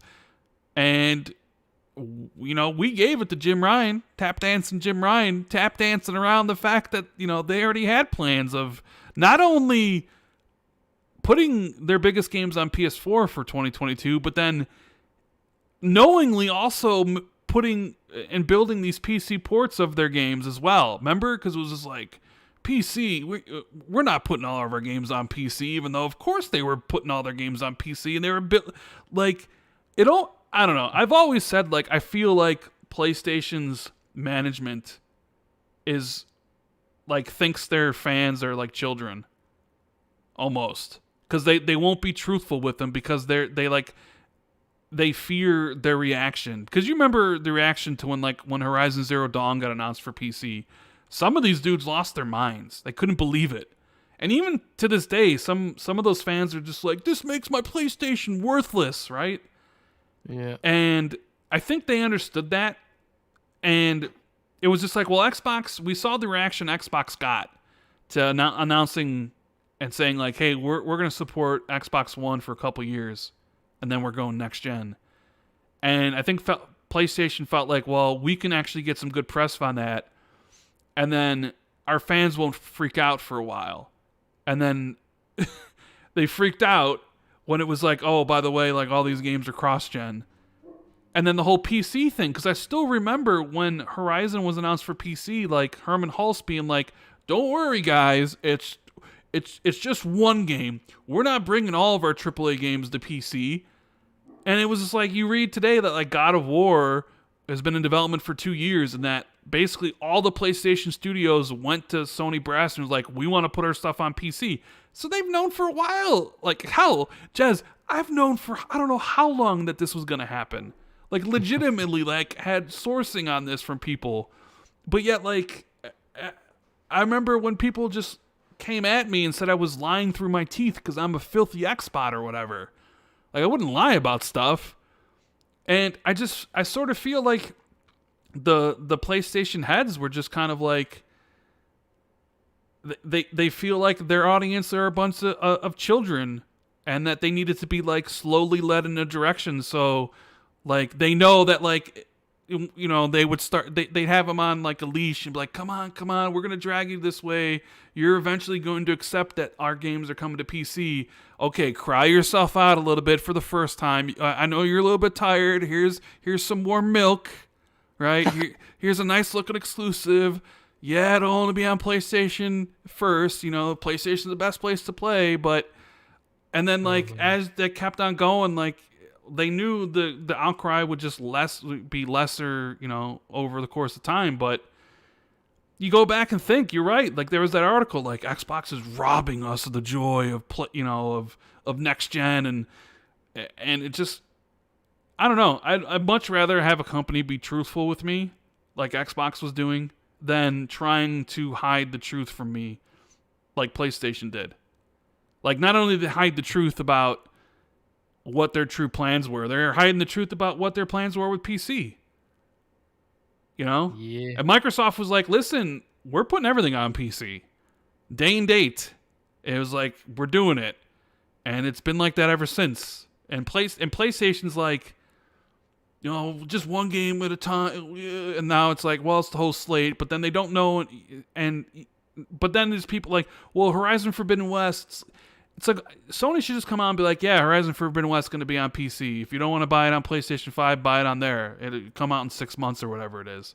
They're just trying to force people to pay for it twice, which maybe some people think is a smart idea, and maybe it is, but I don't know. It's just funny to think back of essentially all those stupid arguments that people had on Twitter, and they still have on Twitter to this day, and Twitter Spaces arguing about the stupid nonsense. Like, their opinions matter to any of this stuff. Like, Sony actually cares about what you think, and that Xbox actually even cares about what we think. They're going to do what's best for business at the end of the day. So they don't care. They listen to this podcast and they might agree with some of this stuff, but Xbox is going to do what makes them the most money at the end of the day. Yes. The Intern of War says, Jez, Hellblade 2 or Avowed, which one do you think might surprise release this year? Also, update on Rare and news of Everwild or new IP. Neither of those two are releasing this year, so there's going to be no surprise release of either of those two. Unless you think differently, Jez. Nah, I don't think either of those games will launch this year. I think Avowed would be more likely, but not Hellblade. I think Hellblade's further out. Personally, I think I'm saying, like, I don't think either of those games get like stealth released this year. So it'd be cool though, right? It'd be cool, but I don't think it's happening. As far as Everwild, I mean, I had heard it was soft rebooted even before when people started reporting on that. I don't think we'll see it again for a bit. What do you think? I think it's going to be a while before we see Everwild again. I wouldn't be surprised if Everwild just gets killed. Yeah, you think they'll just kill it? I wouldn't be surprised. Yeah. I mean, it looked nice. Maybe they'll take the art assets and do something else with it. I don't know. Like, kind of what they did with Overwatch, right? Like, Overwatch was salvaged from a failed game. So, because the art style looked cool and the creatures look great, but it sounds like they just didn't have a game. It sounds like they were like, yeah, we'll concept this out and then see what happens, and then nothing happened. So, I don't know. I wouldn't be surprised if, like, I mean, I suppose it doesn't really matter because we have no idea what Everworld was supposed to be in the first place anyway. That is true. None of us know anything about Everworld. So even if it did get rebooted, it'd be like, well, rebooted from what? We don't even know what it was rebooted from, you know? But I don't know. Intern of War also says, if that was the case, then why did we get Kingdom Hearts 3 day and date on Xbox before the other two? I think we might see some more news this year for Final Fantasy. I mean, I hope you're right. I'd love to see Final Fantasy games come to Xbox, especially remake, but I'm just working on the assumption that they won't be. Chris R. says, in your opinion, should we expect Gear 6 or the Coalition's second project first? I'm going to say the second project first. What do you think, Jez? I want to say Gear 6. Ooh. Because, I mean, it'd be weird, right? No, it wouldn't. Why would it be weird? Because I want to know what happens. No, who cares? You can wait. Screw you, who cares? I had to wait 6 years for Halo Infinite for them to basically throw out everything that happened for Halo 5. You can wait 6 years to find out what happened to Kate in Gears 5. Yeah. Look, man, just because Gears has a better story than Halo doesn't mean you have to be so mean about it, Rand. I'm just saying, what's the point of doing a second project to get used to Unreal Engine 5 but releasing Gears 6 first? That doesn't make any sense. I don't know. Is that even why they're doing it? That was the whole reasoning. Oh, what could this second project be? Is it going to be a big project? Because I don't know. Another studio that's been hiring a lot is the Coalition. The Coalition's become a very big studio, like hundreds of people. They're one of Xbox's best studios. I don't care. I don't care what people say. Like, Gears 6 Highbusters is one of the best looking games of last gen, even current gen. Like, Gears Highbusters is incredible looking. It still bugs me that Microsoft barely marketed that. Yeah. Well, I mean, Gears. Let's just be honest, Jez. Gears is not one of their. Is on the lower end of their premier franchises. It's nowhere near as popular as Halo. It's definitely nowhere near as popular as Forza Horizon. I mean, it's kind of on the lower tier of their premier franchises. You know what I mean? Yeah, there's no accounting for taste, Rand. You know. True. Justin Bieber's popular too, right? He is, yes. Installation 7 says, it would be cool if Xbox made a deal with Sega to do a Jet Set Radio Future remake as an exclusive. Also, do you think that if Xbox is interested in Crystal Dynamics, they'll buy Tomb Raider as well? I think so. I mean, I've been of the belief ever since that whole Perfect Dark Crystal Dynamics partnership was announced that I think it ends up with Crystal Dynamics joining Xbox. And I think one of their prediction. Yeah, and I think one of their studios is working on Tomb Raider. So I think like if you're Square Enix and you sell Crystal Dynamics to Xbox, then the Tomb Raider IP really doesn't have any value anymore. So you just would sell it to Xbox. Xbox would be the one that wants it. So yeah, like I don't know. Like I'm still of the opinion that at some point this year or next year, they're just gonna be like, and welcoming Crystal Dynamics, like to the family. Like unless of course development on Perfect Dark is just a train wreck. Right? Nothing goes right. The game's horrible. They might think to themselves, Crystal Dynamics not worth it. And they go back to Square and it's like, this is your problem to figure out, you know? We don't want them. But yeah. And that was the other thing because about acquisitions, Daz, is I have it here that Take-Two acquired Zynga, right? Which, whatever, like, I don't care, you don't care, nobody in this chat cares about Take-Two acquiring Zynga, right? But is it Zigna or Zynga? Whatever it is, Zynga. That's where Don Matrick used to work after he left Xbox. But the thing is, and we've mentioned this before, people DM me all the time about Xbox acquisitions, and I think I said in the last show before last year, right? I said, I know everybody wants the next Xbox acquisitions to happen. They want Crystal Dynamics to be acquired. Hell, you were stoking the flames about Ion Interactive this week. What was that all about? What are you talking about? Are you confirming Ion Interactive is getting acquired with the smiley face on Twitter, Jez? What's going on? No. I was just smiling at the guy because I think it makes a lot of sense. But I definitely did not intend that to be a tease because I've definitely not heard that they're gonna buy IO Interactive. But I think it kind of like you, right? Kind of like you with your Crystal Dynamics theory. I think if Project Dragon does really well, it just makes a load of sense. Will it happen? I don't know. But there's, it could be interesting, right? Yeah, I mean, I would love IO Interactive to get acquired, but the point I was trying to make was I said that Xbox could make an acquisition in the future that you guys wouldn't like or wouldn't be excited for. And I kind of point to this Take-Two acquires Zynga because I think at some point in the future, Xbox is going to acquire a mobile dev or a mobile publisher and none of you guys are going to care about it. And I think it's inevitable because when your stated goal is to reach 3 billion gamers, the mobile market is where you need to go for that. And while you can have all the consoles in the world with all the great exclusives from all these studios, I'm not sure you can reach that goal if you don't have mobile. So, and the thing is, like, even with some of Microsoft's own mobile games they make, they don't last long. So it's like Gears Pop lasted like 2 years and was discontinued. Forza Street lasted like 2 years and discontinued. And we've seen a lot of these big publishers enter mobile. Take-Two, Zynga, EA with PopCap, Activision with King, right? All these big publishers own like a huge mobile publisher at this point. I think Xbox is going to buy somebody in the mobile space. And when it happens, you're going to see PlayStation guys make fun of Xbox. And you're going to see Xbox guys being like, we spent $3 billion for this mobile publisher. And you're going to see people get upset about it.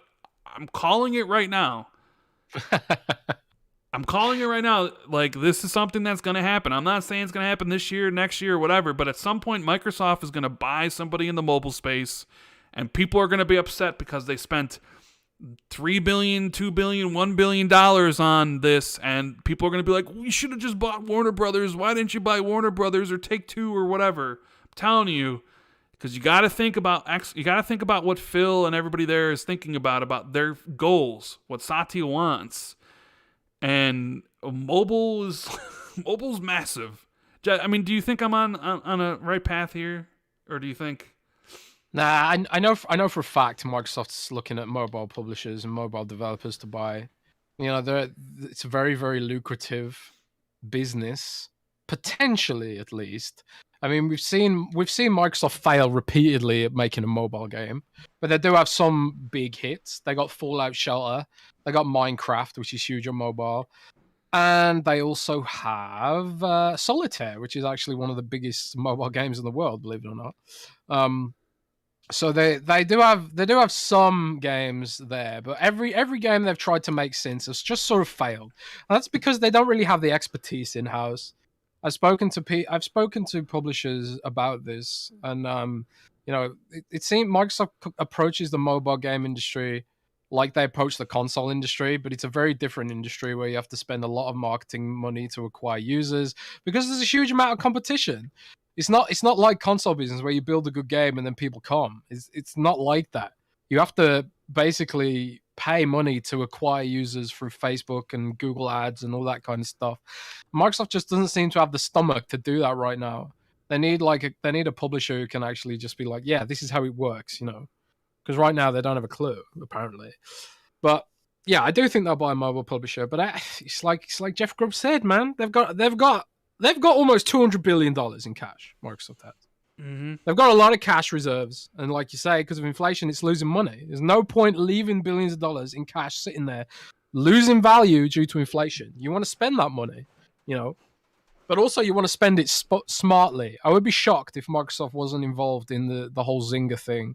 And they probably just thought, man, this is too rich for our blood. Zynga isn't worth this much money. It wasn't that like much. It was like $3 billion in cash and like the rest in stock options. It wasn't even that much.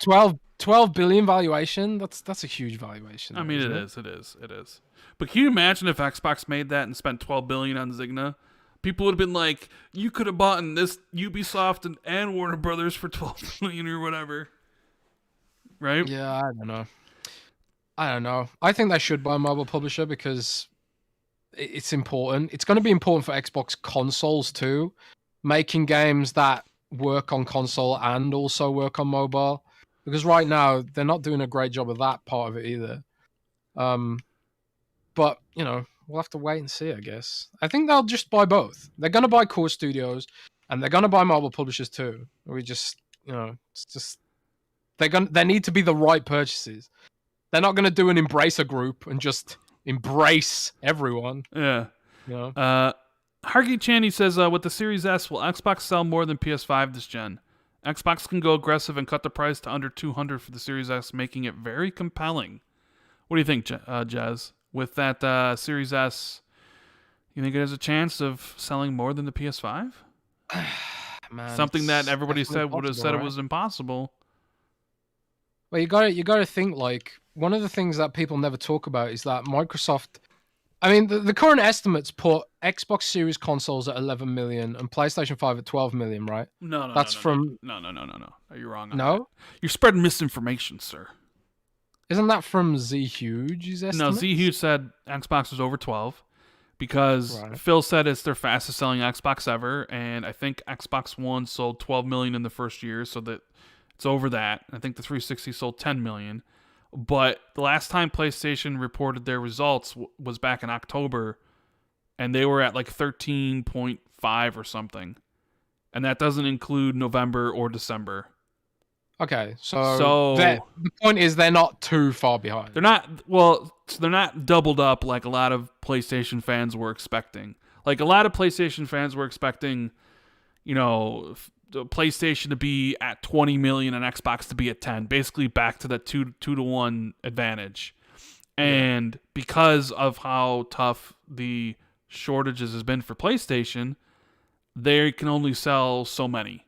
Even though the demand is there, they can only sell so many. And who knows what the number is right now. Like Xbox is at 12 million. That might be shipped. Maybe it's sold to consumers. I don't really know. I think it's shipped. PlayStation might be at 15. Maybe they're at 16. So you're looking at like 12 to 16.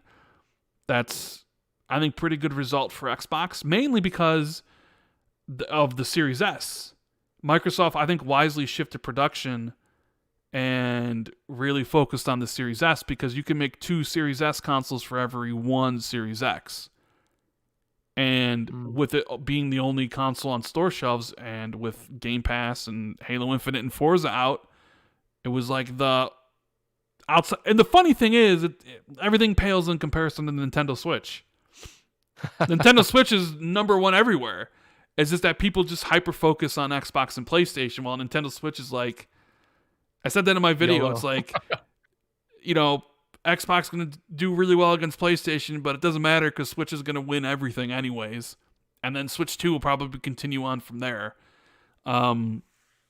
So do I think Series S will outsell it? I think Xbox will regain a lot of market share. But I think there's a lot of markets out there where Xbox just doesn't really compete well with PlayStation. It's a lot of the European markets. I think that's where PlayStation will build most of its lead. Same thing with like in Japan. Like PlayStation sells a little bit in Japan, Xbox doesn't. What would keep Xbox afloat is basically North America and like the UK and stuff. So no, I don't think so.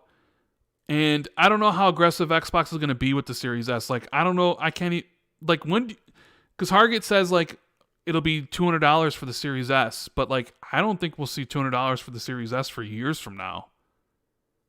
Like, right? I can't like. Yeah, because I can't see that being soon. Yeah, like because they'll hit 250 for a holiday first before they ever go down to 199. Yeah. I can't imagine them hitting 200 until like maybe 3 or 4 years from now, potentially. But yeah, no, Xbox doing a lot better. Like Phil said, like they're the fastest selling, and then like people are looking at PlayStation like, well, like is Xbox actually going to do a lot better this gen? I think they will. But we'll just have to wait and see. But it definitely is one of those things where I think people expected a certain outcome and they didn't get it. I think they expected PlayStation to just continue the ass kicking they were giving Xbox from last gen, and it didn't carry over because the funny thing is people want the Xbox. Like Series S is desirable, right? Remember, everybody was like, nobody's gonna want the Series S, but like, yeah, people do. You give the right combination of games, Game Pass becomes a thing that people want, and the system's available, people get it. And considering Series S is all digital, you get people that buy the Series S, you like lock them into an ecosystem because they can't even buy discs and sell them, right? It's like just Game Pass machines. So it's like, who knows? Like maybe Microsoft has really created like a lot of people who bought the system either as first timers who are now like locked in, or someone who's owns the PlayStation but picked up this as like a companion console. That could pay dividends for them in the future. Sin Vendetta says, why would PlayStation want to blow their load so early in the generation and have nothing for later? Who says they would have nothing for later? I mean, yeah, we don't know what they've got cooking in the ovens. Yeah, I mean, look at all the games. Like, I'm just saying, like, from their own admission, all these games were supposed to be out in 2021. The problem is, like, COVID delayed everything. And then all their games that they were probably supposed to come out in 2022 ended up getting delayed further.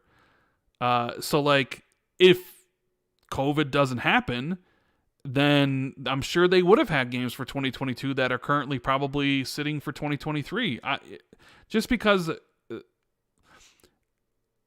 the idea was, from what I was told, that PlayStation wanted to go for shock and awe, where it was like, you have these games for launch, and then they hit you with Horizon and God of War and Ratchet and Returnal and Gran Turismo all within the first year. It was supposed to be this like shock and awe campaign where it was just going to be like, this is the only system to own. But it didn't pan out because reality happened. So you can actually say that actually benefited Xbox in the long run. So yeah. Let's see what else we got here. Yeah, no, 9 Lives. A lot of people did make videos bashing Xbox's cross-gen strategy. That is definitely true. I remember all those videos. I remember people in the comments section saying that Xbox was going to hold back the generation and all that stuff, and then all those people ended up being wrong as usual. All those people always end up being wrong. I don't know why anybody listens to them. They're always wrong about everything. They don't have two brain cells to rub together in their head to make a point and to understand anything that's going on. The Glitch Doctor, member for 16 months, says if you got no games on the console, if you got no games on the console launch, who do you call? Hivebusters. Hivebusters is pretty cool. That's what I like to see Gears be more of. Dark Siaz says that you're the best podcast. You keep it real 100%. Thank you for the comment. And let's see what else we got here. Christopher says there was a rumor that the new Series S with 5 T-flops would come out and bring the regular S for cheaper. Heard it on Colin's show a while back. You know anything about this, Jez? A new Series S with 5 teraflops instead of 4? Yeah, I remember these rumors that there was going to be a Series S Plus. I don't believe them myself, but crazier things have happened. I don't. There's no point to that because Microsoft's Microsoft's mentality is like these consoles. They can become streaming boxes when they become obsolete. And a lot of the chips that Microsoft isn't putting on Xbox Series X right now, they're going into server farms. So I don't see what the point of making an extra SKU for devs to target would be when they can just bring that kind of quality, higher quality to Xbox Series S via streaming. I don't think that'll happen. I think what'll happen is you'll see the Xbox Series X and the Xbox Series S pretty much play out the whole gen. And maybe there'll be smaller versions, like upgraded something down the line. But I don't think they'll adjust the power until next gen. And I do think you'll see the prices of them come down eventually. And the design change maybe. But I don't think there'll be another SKU. I don't think there'll be a Series S Plus. I don't believe that. Well, I could be wrong. Microsoft, works in mysterious ways sometimes. No Series S Plus. Yeah, I kind of agree with you on that one. I do think there's going to be a Series X Slim at some point. Slims always happen. But I don't know if how much of this semiconductor shortage has pushed back plans for that or accelerated plans for that.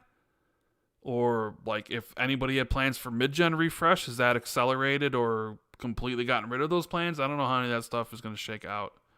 Because if you can't really,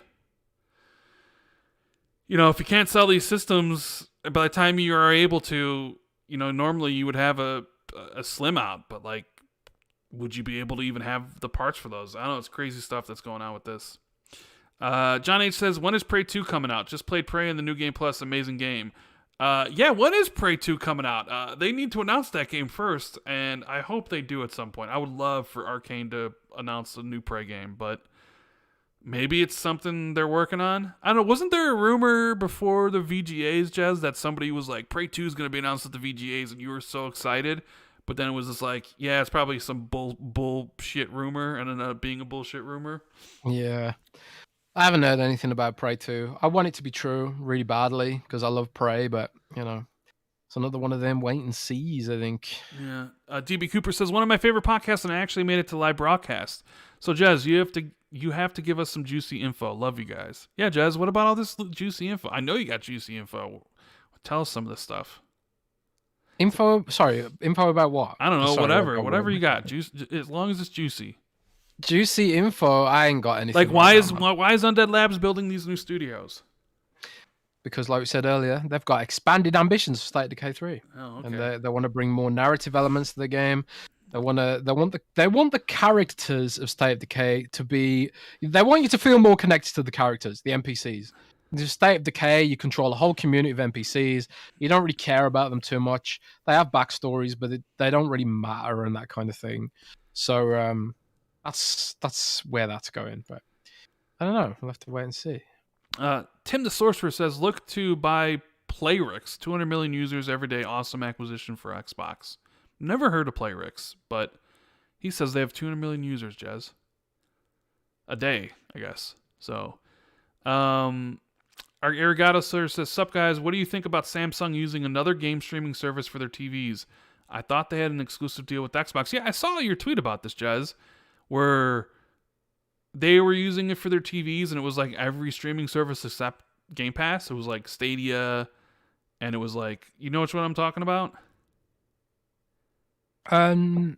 You don't Can you remember? remind me? I remember your tweet about it. It was like they announced like the new stuff for their new TVs, and it was Oh like yeah. I remember Stadia's now. there and GeoForce Now's there, but Xbox wasn't, right?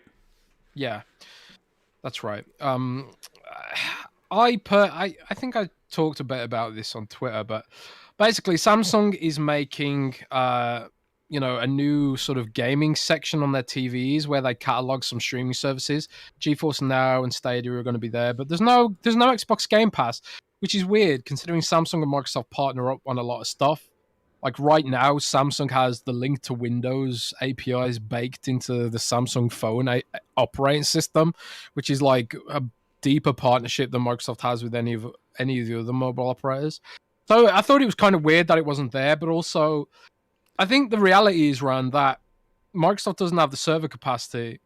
If they brought xCloud to Samsung TVs, I think it will blow the servers up. I don't think Microsoft has enough capacity to deal with that kind of influx yet.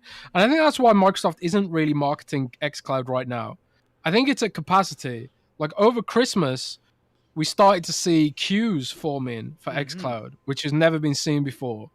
Which means, to me, they're probably managing the capacity right now. So, yeah. I think we will see xCloud on the Samsung TVs eventually, but I think it's a matter of capacity. And let's be honest, Stadia doesn't have the most compelling library in the world, and neither does GeForce Now. But like, Xbox Game Pass has way more stuff you'd want to play, and I feel like it'd be a way popular service, and Microsoft's probably managing the capacity of it right now. Let me ask you this: is it one of those things maybe they didn't announce because Xbox hasn't announced it for smart TVs yet? Maybe. I mean, it would work on smart TVs. It's just a HTML app. So, like, Well, I'm saying there's like no reason it wouldn't work. it was just. I'm just thinking like, would Samsung announce something that Xbox is doing before Xbox would announce that they're doing it? You know what I mean? I don't know. Because they really haven't announced that they're doing a smart TV app, and it would be weird for just Samsung to come out and be like, hey, in our new TVs, we got Xbox Game Pass Smart TV app when Xbox hasn't even talked about it at all. Yeah. I mean, it remains to be seen, I guess. Yeah. But I do think the capacity issues is bottlenecking. It's a chip shortage again. It's bottlenecking how much they can expand it. Because, like I said, we got queues, so just have to wait and see, I guess. Achievement says, Phil said we got our mid-gen refresh early with the Series X and S. The clocks are pretty low for RDNA 2 chip. Think Xbox could do an update in a few years to overclock and make them more powerful. 1.8 gigahertz to 2.2 plus 2 teraflops. I don't know, bro. I'm not the tech guy. I'm the wrong person to ask for this. I have no idea if that's something they could do or not. But my thing was more like, is PlayStation going to do a mid-gen upgrade? Because I feel like if PlayStation is, you sort of have to yourself. Otherwise, like, you'd kind of get left in the dust. Because I think Microsoft loves the idea of having the most powerful console, or at least being able to say they have it. Even though, like, sometimes it doesn't prove itself out in the games, at least yet. But if PlayStation were to do, like, a PS5 Pro in a few years, where it was significantly better than the Xbox, would that be a problem for Xbox? Where, like, you know what I mean, Jez? Could that be a real problem? Because it does seem like they want the Power Crown. And if, like, they weren't doing one, but PlayStation did, would that be an issue? It would be interesting. I mean, Microsoft's already said that they're looking at the next Xbox, haven't they? And Yeah. like, do you really think that with the current chip shortage, either of them is looking at mid-gen upgrades right now? Like the silicon to get like the Xbox Series X and the PS5 is hard enough by itself. Do we really think we're at that point already? I don't know. How I think what they'll do is they'll do slim versions of the consoles, like revise the manufacturing process to make them smaller, make them easier to build. But I don't think we're gonna move to new hardware benchmarks anytime soon. I mean, look at Nintendo Switch. Nintendo Switch is the top console with 25 frames per second. So, it's clearly not that important to people, right? I don't know. I expect there to be like handheld consoles before we get like a mid-gen upgrade. What if Sony makes like another PSP or PS Vita 2? What if Xbox makes its handheld? I mean, like they just kind of I mean, they didn't announce it, but like, did you see the specs for the PSVR 2? I mean, pretty beefy, right? Do you have any thoughts on PSVR 2 or the whole VR stuff? I know my boy Cog, who's Hollywood Cog lately, he's been out there evangelizing the Quest 2. You know, yes, talking about the VR revolution, and here's Sony with a pretty beefy. Here, I guess I'll give my take on PSVR 2. I think the issue with PSVR 2 is that it's going to be a $300 to $400 add-on to a system that is $500. I think that's going to severely limit its audience reach when you need to own a PS5 to actually be able to get a PSVR 2. And at this point in time, it's pretty difficult to own a PS5. They're hard to get. So, my dude, there is an absurd amount of hype over this metaverse bullshit. So I think for Sony, they're thinking of it as like a technology loss leader. They're thinking of it like, yeah, these are going to be enthusiast devices today, but then over time, the technology will be there where we can make a standalone PSVR headset. You know, because it's not going to compete with the Quest 2 or the Quest 3 until they make a standalone device where it's like the whole PlayStation is baked directly into the headset, right?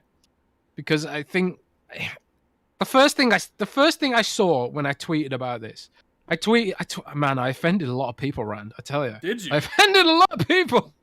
I said the fact that PlayStation VR doesn't require a Zuckerberg account makes it better than Oculus by default. Man, there were some Oculus fans who were really offended by that tweet. It got like a lot of likes, and I think it hit Twitter trending page. And there was a lot of angry Oculus fans out there who were like, "Oh my god, man, PSVR sucks because it's got cables, man.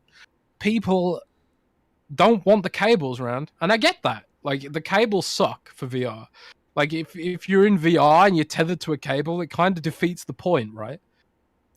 So I do think Sony sees a future where they make a wireless PSVR eventually, one day. But that day is not today. And they're just they're still building the technology, exploring it. Because one of the controversies about the PSVR 2 Rand is that there's no mention of backwards compatibility with the PSVR 1 games. Uh-oh. Which is a bit awkward. And that, if it's not backwards compatible with the PSVR 1, to me that suggests that they know it's an enthusiast device, and they know that only rich people are going to buy it, and they know that only Super VR fans are going to get into it. And they're sort of seeing it as like a technological exploration rather than something that's going to be for mass market.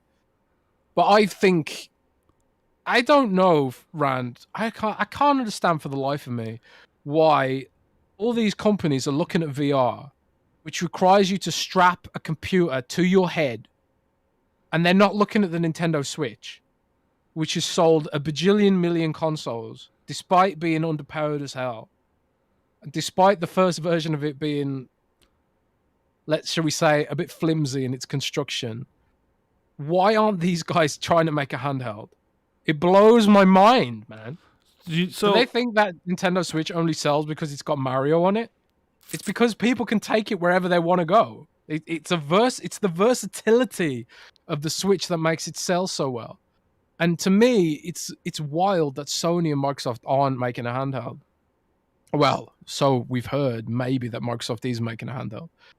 But where's the PS Vita 2? Make that instead of PSVR, man. Do you think, let me ask you this, do you think maybe Sony like, we know Xbox isn't doing VR, right? Even though they said they would with the initial announcement of the One X, right? Yeah. Then they didn't because nobody cared about VR. Sony still seems to care. They made the investment. They're going to see it through. Think 10 years from now. Is VR as big as Sony hopes it's going to be, or as the metaverse thinks it's going to be? Or did Xbox make the right decision by saying, into VR, and we're going to go all in on streaming? Like, 10 years from now, what's the right choice? Could VR actually become the next way we experience everything, not just gaming, but like NBA games where you put on, the VR glasses or headset, and that's how you watch content now. And VR, and because, Sony and Quest were the leaders there, they're the ones reaping the fruit, and Xbox is left behind. Or is streaming going to be, it's like, hey, people actually have no problem streaming games, and Xbox is the leader in that area, so they win. Like, which one would you bet on? I would bet on streaming personally, because you've only got to look at things like Spotify and Netflix to know that it's a proven model. You reduce the barriers to entry and more people come in. I mean, yes, today it might be like they're bottlenecked by server capacity, and on phones they're bottlenecked by the platform almost. Like, you need to have an Xbox controller to make the streaming stuff work. But when they start bringing that stuff to TVs, it's going to be way bigger than VR. Obviously, it's going to be bigger, man. But I have no idea, ultimately, when Microsoft's going to be able to start expanding that because of the chip shortage. But I don't think VR is going to be a thing, man. I still don't believe it. I don't think people want to strap something on their head. I heard the Quest. I heard the Quest 2 is actually selling really, really well, though. People seem to like it. Are people using it though? We've got a Quest 2 at my parents' house. It sits in a drawer gathering dust because it's a pain to use. You have to strap it on your face. You have to charge it every 2 hours. And maybe the technology will get better and they'll get lighter and the battery life will get longer and all that kind of stuff. But if they can't solve some of those ergonomic gaps and having to like fumble around and find the controllers when you put them down and all that kind of stuff, I can't see it, man. It's just so inconvenient. And it's antithetical to gaming. Gaming is about having fun easily with leisure. You don't want to strap something on your head. You just want to sit in front of your TV and zone out. Like, VR is a physical and a cognitive commitment. It's not just like, it's not fun. It's not leisurely. VR is not leisurely. And I think that's ultimately the issue with it. It's like, it's effort. It's effort to put it on. It's effort to deal with. It's effort to use. And it's fatiguing to use. It's not relaxing to use. I think VR will have its place. And I think it will remain an enthusiast area of gameplay. But it's not going to become the de facto way we experience games. It's going to be I don't mind, man. I like the idea of it. I always have since I watched the first Matrix movie. The idea of living in a virtual world. I'm all about that. I spend all my time online. I never go out. Elon Musk, give me a brain implant and I'll stay indoors forever. But I just don't believe it. I don't see it happening. And I think ultimately, in the end, it's going to be streaming that was going to be the right investment, personally. Yeah, I guess we'll see. Old Taco says, I've been replaying Dark Souls 1 and Jez is right, and that it's pure video game. I'm throwing lightning bolts all over the place. Man, I really need to try Sorcerer gameplay. Yeah. But a lot of people have messaged me saying they got into Dark Souls since I started tweeting about it. You're an influencer, bro. Oh, man. Gotta make them big bucks. Shroom Kingdom says Sony already made the video that they found it unworthy. What else we got here? Chinook Guy says, any guess when Xbox is going to start implementing those features they talked about at launch, or will they just brush that under the rug? Like, are you talking about RDNA 2 features? Or I don't know what features you're talking about, but if you're talking about those would have to be implemented by the developers. And who knows? I think he's talking about stuff like the direct storage Oh and yeah, all velocity architecture and all those buzzwords which don't seem to have meant anything in the end. at least not yet. At least not yet. Yeah. Installation 7 says, "Do you think the Kojima deal will happen or not?" I think it will, and I think Jez thinks it as well. Axel says Jez must have been super hyped for Virtual Boy and experienced the biggest letdown of his life to hate VR this much. Yeah. I never experienced Virtual Boy. I tell you, my first VR experience was the HP WMR Windows Mixed Reality headset, and that was garbage. That was a terrible way to experience VR. The cheapest headset, I think it was like $150 or something. It was uncomfortable. It was foggy. Windows Mixed Reality is terrible in general. Tiny ass cables. It was an awful way to experience VR for the first time, I admit. But we do have a Quest 2 though now. And I mean the issue there is that it's Zuckerberg's platform. Yeah, you and I love hate Zuckerberg. You love him. Yeah. Yeah, screw Zuckerberg, man. But Hargit Chan, he the Quest says 2 is good, but it's still not good enough. he says AR, think HoloLens instead of VR along with streaming is more likely to be the future answer when AR will be the size of regular glasses. It could work. Potentially, I guess. Definitely, potentially. Well, Microsoft's not done anything there either. Like, it's kind of annoying. Like, do you remember the first HoloLens demos? And they were like, that was like all the way back in 2015, and they were amazing. And it was like, oh my god, this is space age sci-fi crap. And Microsoft's like making holograms and stuff. They've done nothing with it. It's so weird. Even their big contract with the U.S. military. I think that the Biden administration's put that on hold because they're like, this is bullshit. you know. So God knows what's happening there. But Yeah. whatever. So let's talk about Stalker 2 getting delayed, Jez. This was supposed to be the game for this like first half of the year, like the big one, right? And they delayed it for 7 months, coming out in December, which is a big delay. How do you feel about that? I'm feeling pretty good about it, to be honest, because I want them to make a good game. If you remember, Stalker 1 launched in a bit of a mess. It's a very different studio now than it used to be, and they've got very different expectations to meet because Stalker 1 basically had to be fixed by the community. Like, you can't play Stalker 1 without a crap load of mods. And I think some of the mods actually became like official patches on Good Old Gaming and stuff like that, which is hilarious. But I think they want to avoid that because Stalker 1 was notorious for like being this amazing game that was completely broken, kind of like Cyberpunk, I guess.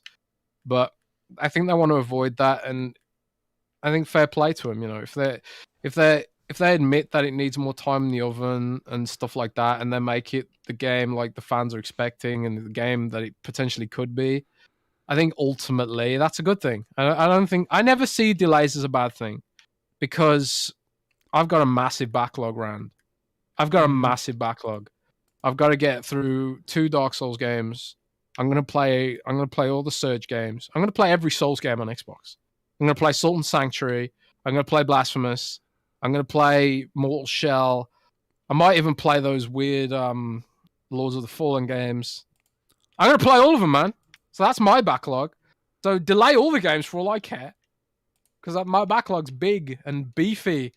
And there's something kind of rewarding about going through your backlog and ignoring the trending games. I've noticed recently. Because I'm playing Tales of Iron, which came out months ago. It's like it's a sort of Metroidvania where you play as a mouse. You go around killing frogs. It's amazing. It has great combat. It's narrated by Geralt of Rivia. It's not a trending game. No one I know is playing it. And it's just kind of nice to play something that I don't need to play for content. I'm playing it because it's fun and I'm enjoying myself. So, and that's where I'm at right now, buddy. Yeah, I'm always for delays. If you don't think the game's gonna be good or you still need time, please delay it. So I'm perfectly fine with any delay for any game.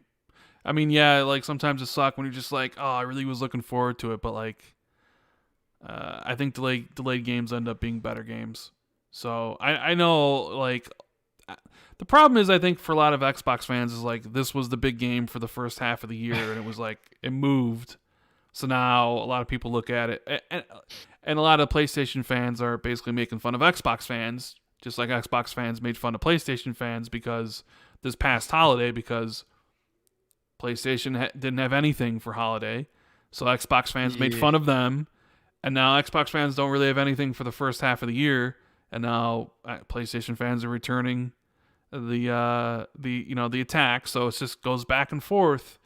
And this is something that me and Jez, this is something that I personally complained about, is the lack of content in the first half of the year.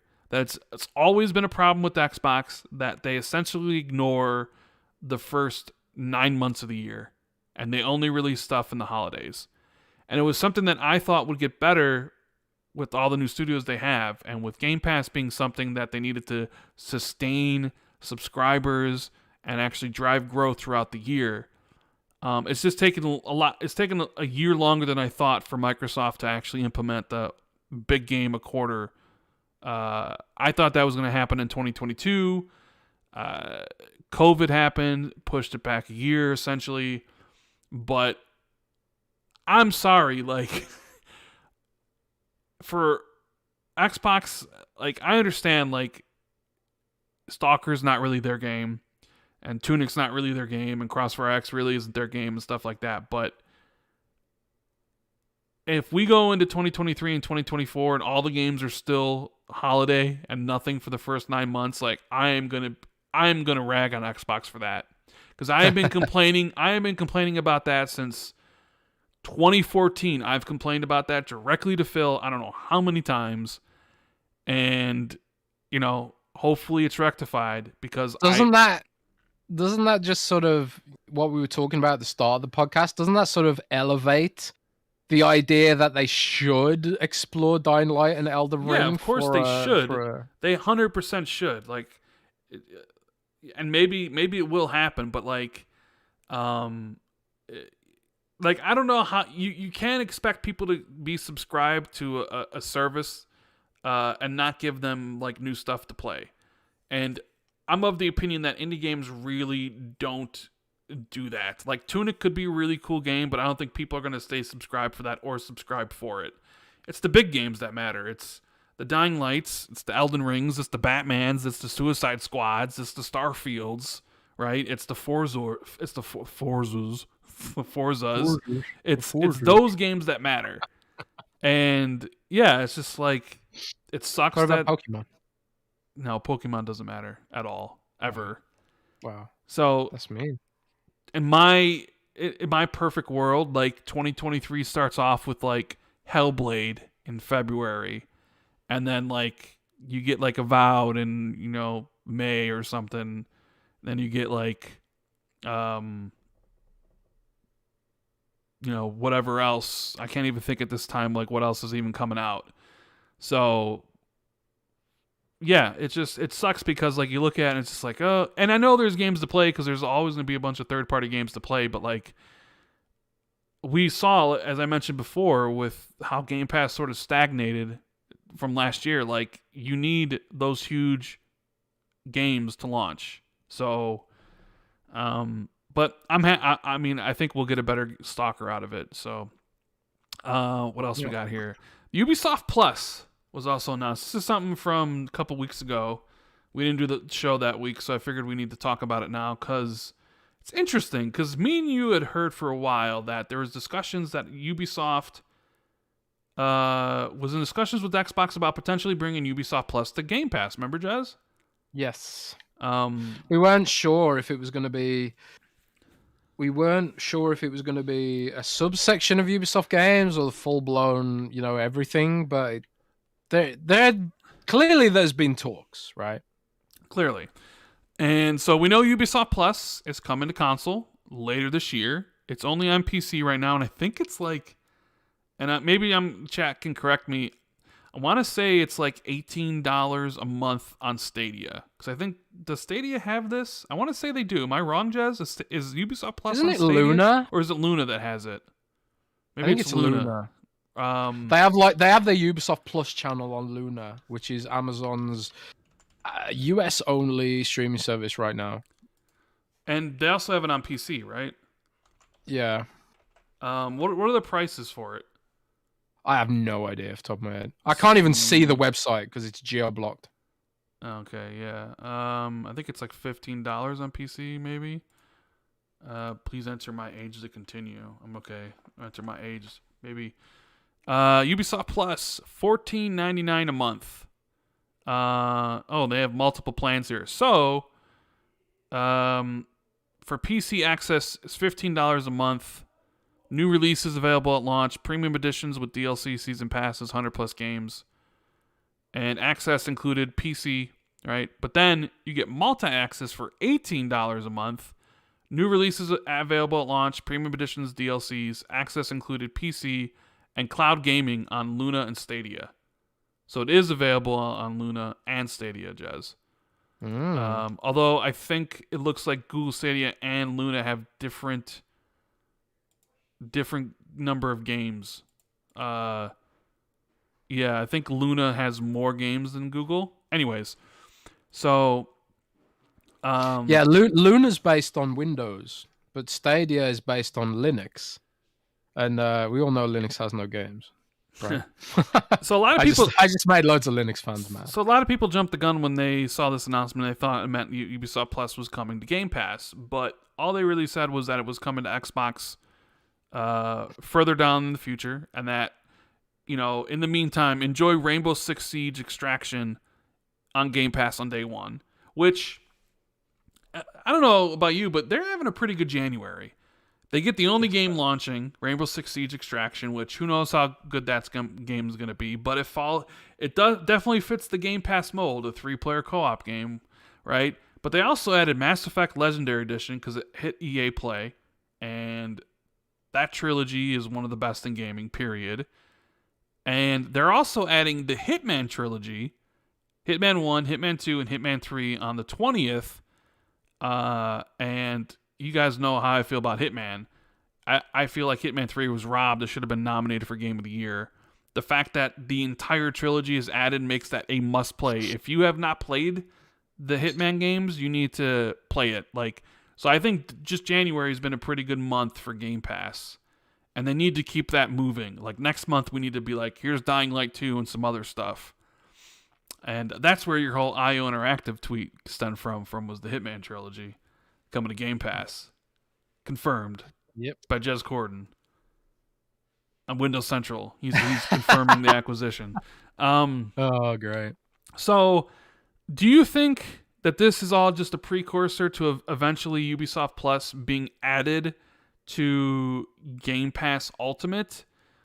Or do you think Ubisoft Plus will just sit alongside Game Pass as another subscription service? How do you feel this all ends up shaking out?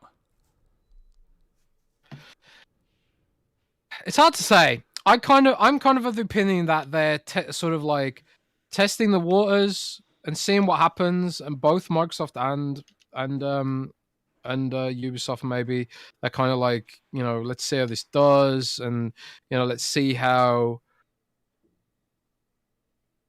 let's sort of see how much it's worth to both of us. And I think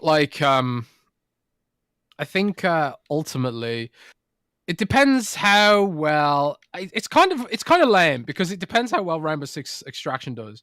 And I'm of the opinion that Rainbow Six Extraction is going to be terrible. It just looks terrible. And I'm sort of, I feel like Rainbow Six Extraction going in there is a result of Ubisoft expecting it to be terrible. I don't, So, but maybe they'll be like, oh, well, everyone, at least tried it in Game Pass, and maybe they'll try a bunch of our other games. We put them in Game Pass, and maybe that'll help our engagement, and maybe that we can use that in shareholders to make them happy and all that kind of stuff. So it's all money at the end of the day, money and engagement, and, shareholders being happy and that kind of stuff. See, I think, so here's what I think is going to happen. certainly it's possible that when they do bring Ubisoft Plus over, that it just goes right into Game Pass, right? All they said it was coming to Xbox, and we know, at least looking at it from the PC, it does give you new releases day one. That's something that EA never offered with EA Play, and I don't know, is that something that Ubisoft's going to offer on Xbox? I'm not too sure on that. Maybe they give some like discounted version of Ubisoft Plus on console where you just get like the backlog but not the new games. Either way, here's what I think is going to happen. I think Ubisoft Plus is going to sit alongside Game Pass as a subscription service for a year. They're going to see how many people they actually subscribe to Ubisoft Plus, and then they're going to sell it to Game Pass. Because, and I could be completely wrong here, but like I feel like Microsoft doesn't know the value of what Ubisoft Plus would bring because they don't know how many people are subscribed, and Ubisoft themselves don't know how much value they could get out of Ubisoft Plus because they don't know how many people would subscribe and for how much money. So any sort of agreement, would you be kind of like flying around with no information? Because for all intents and purposes, like maybe nobody subscribes to Xbox Game Pass and maybe Microsoft overpays for it. Or maybe tons of people subscribe to it and Ubisoft can actually get more money out of it. So maybe, so that's what I'm thinking. I'm thinking like it'll be a year, they'll see how many people subscribe, and then Ubisoft and Microsoft can enter into some sort of agreement where it's like, okay, this is how much people are there, how much they're paying. We know how much the service is valued. We'll pay this much for this amount of years, and they'll add it into the service. I think maybe that's how it could happen, but that's just my own speculation on it. Maybe they just add it right there because I think Ubisoft Plus being added to Game Pass Ultimate would be an incredible value add. You have EA Play and Ubisoft Plus what Xbox is doing. Like, that just makes like Game Pass even more of a no-brainer. I don't know if that would require it to raise the price at that point, because Ubisoft Plus, Jez, is $15 on PC, and if it's $15 on Xbox, well, I mean, Ultimate's $15 by itself. Like, does that then you have to like increase the price of Ultimate? Do you do an Xbox Ultimate Plus for $20 where you get Xbox, EA Play, and Ubisoft Plus and an Ultimate Plus or Game Pass or whatever? That's why I think like Luna and Stadia have a smarter system where it's like you can add channels like a cable TV show, a cable TV package, you know? You can add the stuff you want. Like, I wouldn't give a crap about Ubisoft Plus. Yeah, I would not pay extra. I know. Yeah, I hate Ubisoft games. All their games are terrible. No, that's not true. A lot of their games are terrible, but most of them are terrible. But I just, man, Ubisoft. I wouldn't pay extra for Ubisoft Plus, man. Put it that way. I don't rate their games. I don't think they make good games anymore, and I think their games are all creatively bankrupt. But they are popular, and a lot of people do like Ubisoft games.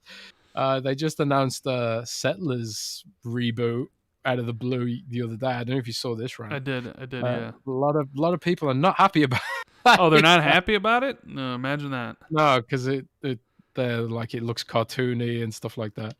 And apparently, I never played the original Settlers games, but people aren't happy with the aesthetic. I don't know. But anyway, that's a whole nother topic. Hey, but I wouldn't. I just saw Netflix raise their prices again. Oh, really? Yeah, I'm looking at it now. The basic plan That's great. The basic plan's $10 now. The standard plan's $16, and the premium plan's $20. Oh, mate, what are they now? That's like a $3 rise, right? I don't know if it's a $3 rise. It's a good thing that I'm on my buddy's Netflix and he's on the premium plan, so wow. I don't have to pay for Netflix. It's all right for some, right? What? It's all right for some. I'm the guy who pays for everyone's Netflix in my family. I mean, I think I pay for. So I'm on my buddy's Netflix. I'm on my buddy's Hulu. I'm on my buddy's Paramount Plus. I'm on my buddy's HBO Max. I'm on my buddy's Peacock. Randall Leach. Hey, what? I game share with him, and he gets all my games, so it's a fair trade, right? Yeah, right. I pay for my own Disney Plus, and I pay for my own Amazon Prime because I pay for Prime. And I think I have Apple TV. But yeah, so I'm on like 5 of my buddies' streaming services. So yeah. Man, Microsoft just took $80 off me for a Office 365 literally just now. Well, So, you know what yeah. you need. We need to get more sponsorships by Manscaped, code XB2. Manscaped. Yeah. Yeah, manscaped.com XB2 for 20% off, free shipping. Get buying. Get buying. So me and Rank can subscribe to more streaming services. But yeah, it's everything's a bloody streaming service now. Like I pay for YouTube Premium. I pay for Spotify. Oh yeah, I Family. pay for YouTube Premium as well. That's right, I do. Yeah. I pay for Office 365 family package, Netflix family package, Spotify family package. I was looking at like YouTube Premium package because like I'm sick of my friends wanting to use my login for YouTube Premium as well. How much money would I save if I just cancel all this shit? Probably quite a lot, right? Oh, well. Yeah. But then I'd have to watch ads. Gross. I know, right? Ugh. Arigato says, I used to think like you, Jez, but then I saw my parents using to work out, and not to mention they surpassed 10 million sold for Quest 2. So yeah. Well, that's the thing. It's like it's great for working out, but when I'm working out, I'm not gaming. I'm working out. I'm making an effort. You know, that was my point. It's not something I would use for fun. It's something I'd use for working out. Like I got Beat Saber. It's a great game, but it's not a game that I play for gaming. It's a game I play for burning calories. You know, I don't know. That's just me. I don't think it's a great gaming device. I think it's a great experience device in short bursts, 20-minute bursts.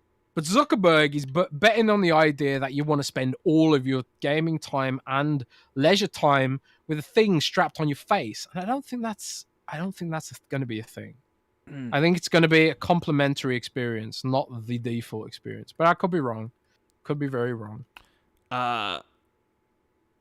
Yeah, you know, if you guys are enjoying the show, make sure you hit that like button. So we had over 1,100. So it's always great to see everybody tuning out to check out what me and Jess have to say about stuff. I wouldn't because I suck, but don't be ridiculous. We all love you, Rand. Yeah. Victor says, Happy New Year's, guys. What are your takes on Spartacus, the PlayStation Game Pass? Well, to be fair, I would need to see what Spartacus offers. Like, what are the pricing tiers, right? What are the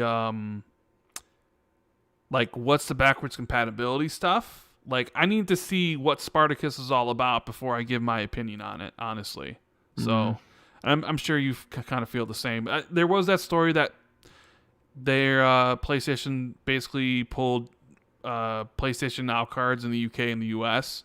So maybe there's an announcement coming soon. For it. Yeah. It does really sound like they're just going to roll PlayStation Now into PlayStation Plus, which maybe is the right decision considering PlayStation Plus is, you know, like the #1 subscription service essentially. And PlayStation Now has pretty much been an abject failure for PlayStation since it launched. So yeah, we need to see more. We need to see more of what they're doing.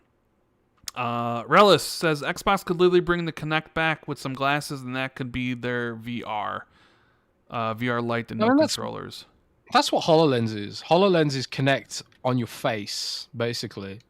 It's not like they made Kinect and the technology just disappeared. They put it into HoloLens. So, and someone in the chat said HoloLens isn't bullshit. They're using it right now, and it's saved my buddy's life in the military. So maybe HoloLens is doing some really good stuff, and then we just don't really hear about it because it's literally classified. I don't know. Wilson wants to know, when Jez saw Avowed, how the overall scale of the game looked like. More ambitious than the Outer Worlds? ? Man, the slice I saw of the Avowed was very, very small. It was mostly combat oriented. I couldn't get an idea of how big the world was. I couldn't get an idea of like how complex things were and all that kind of stuff. So I have no idea ultimately.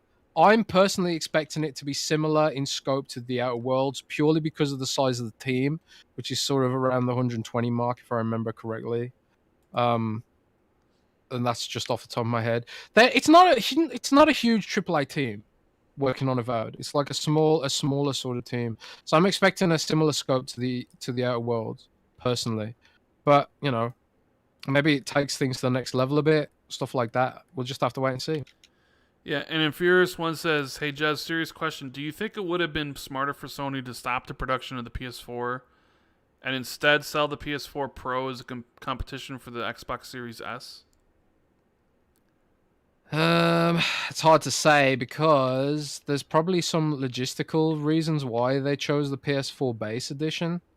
Maybe it's like, I don't know, much cheaper to manufacture. Like, isn't the PS4 Pro basically just two PS4s bolted together? Isn't that like something that was revealed by a teardown? I mean, can't remember. I don't know about that. Yeah. I can't remember off the top of my head, but I don't know. Let's see here. Achievement says IOI, googly eyes, shrimp. Andrew says, "Will Atomic Heart make this year? Not a lot of info. Maybe. Who knows though? I think a lot of games are still going to get delayed." Hargeet Channy says, "FYI, the PlayStation is based on Linux." There you go, Jez. Yeah, it's a Unix-based system. But still, you can't run those PlayStation games on a regular Linux system. Yeah. Skate says, "Good content on Game Pass, exclusive delays, okay." Let's see what else we got here. And Faisal says, "Jez, what is your take on what Max the Dude said about your article about Killer Instinct and Bandai Namco being an option?" Rand, how are you feeling now? I'm feeling pretty good right now, yes. Thank you. So, I haven't seen what Max said about my article, so can't really comment. But he did criticize the fact that I said Bandai contributed to Smash Brothers when, like, they basically made Smash Brothers. My point was that Nintendo fronted the money, So it was like, it was Bandai who developed it, but Nintendo's money kind of thing. And Nintendo's, like, direction to some degree, I guess. But hey, I don't know. He didn't like the fact that I said Bandai contributed to it, I think. Someone said. You know what?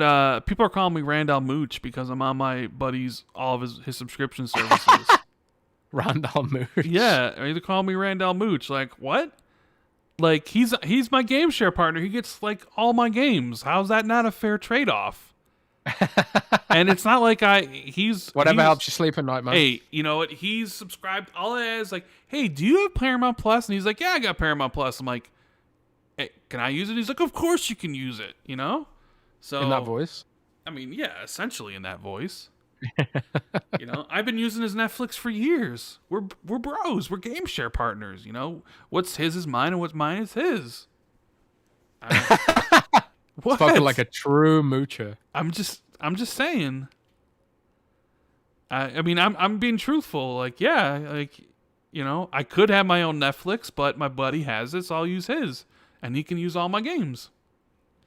Randall fraud. I'm not a fraud. Come on. Caloric says, "Hey, Rand, what do you think about Sega supporting NFTs and backtracking what they said prior about not using NFTs?" This whole NFT discussion is just going to keep on going forever. I did see Sega trademarking like Sega NFTs or whatever. I need to see an implementation of all that stuff. So I think a lot of these companies see money signs and they're just like, we can get in on this and make a whole bunch of money. It's just, I am almost at the point now where I want to just mute the word NFT on Twitter. I don't I hate seeing it. So, someone, an Xbox engineer said, I won't say her name in case she doesn't want the exposure, but she said NFTs are a problem looking for a solution. Mm-hmm. No, a solution looking for a problem. Sorry, I said that the wrong way around.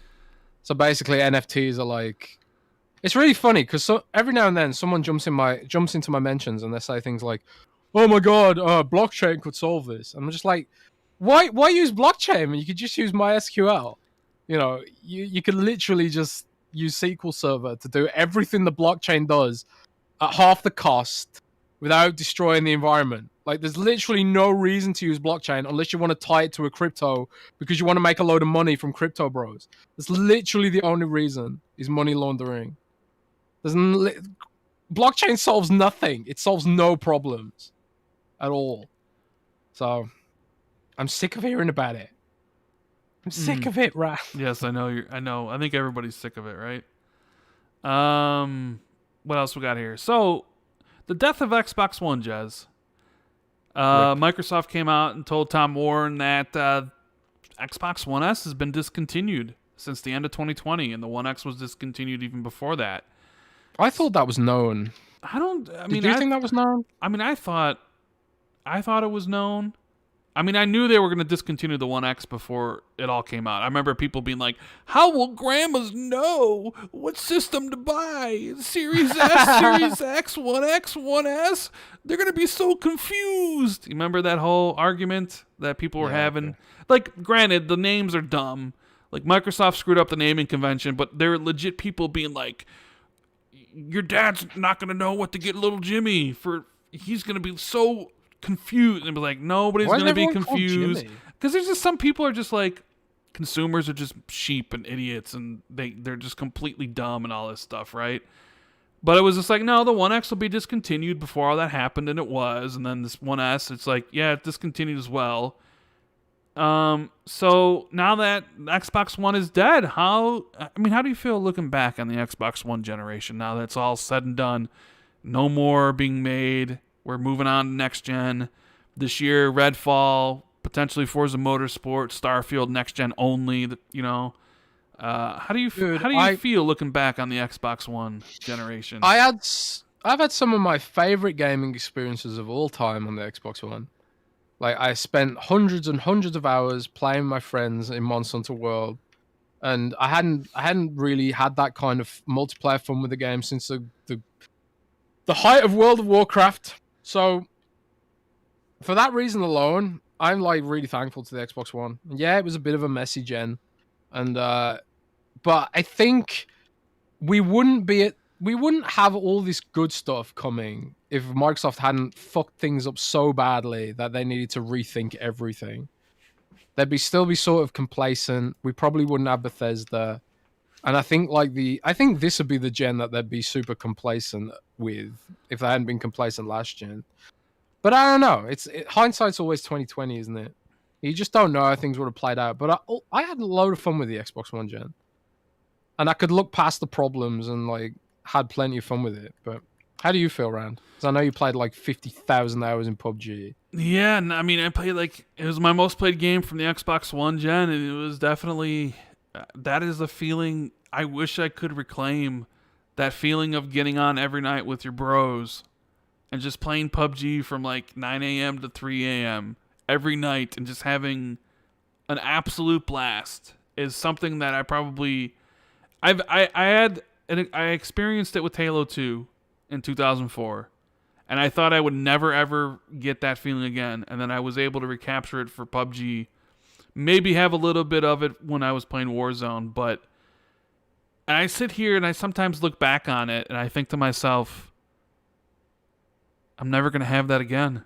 That feeling, And then, so yes, that is my most played game from the Xbox One gen. But I look back on the Xbox One generation sort of like with, how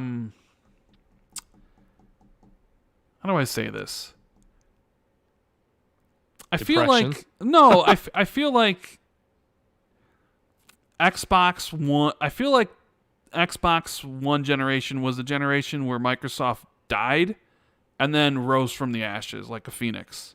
A phoenix. Like Xbox Phoenix. There was a lot of I was so disappointed that Rise didn't get a sequel and Quantum Break didn't get a sequel. I feel like it was the lost generation of just one and dones from these franchises that I thought could be big, and it was just for whatever reason, they didn't buy them, or people didn't buy enough copies, or Xbox didn't want it.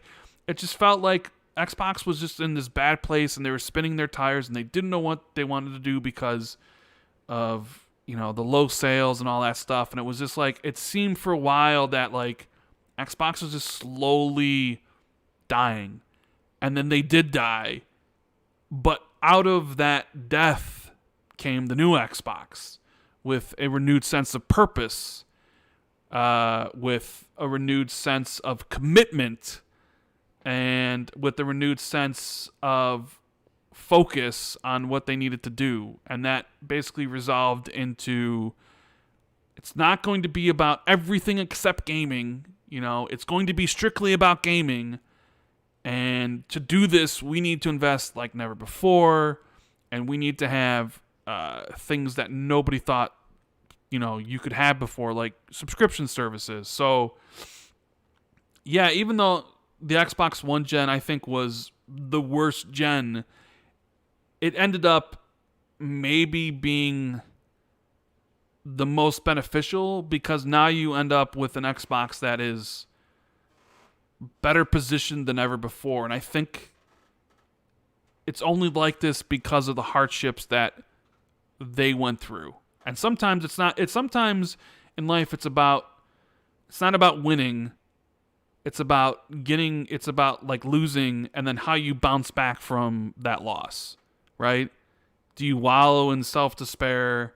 Do you just give up and never continue on? Or do you like redefine yourself and continue forward? And I feel that like we saw Xbox go through that with this past generation.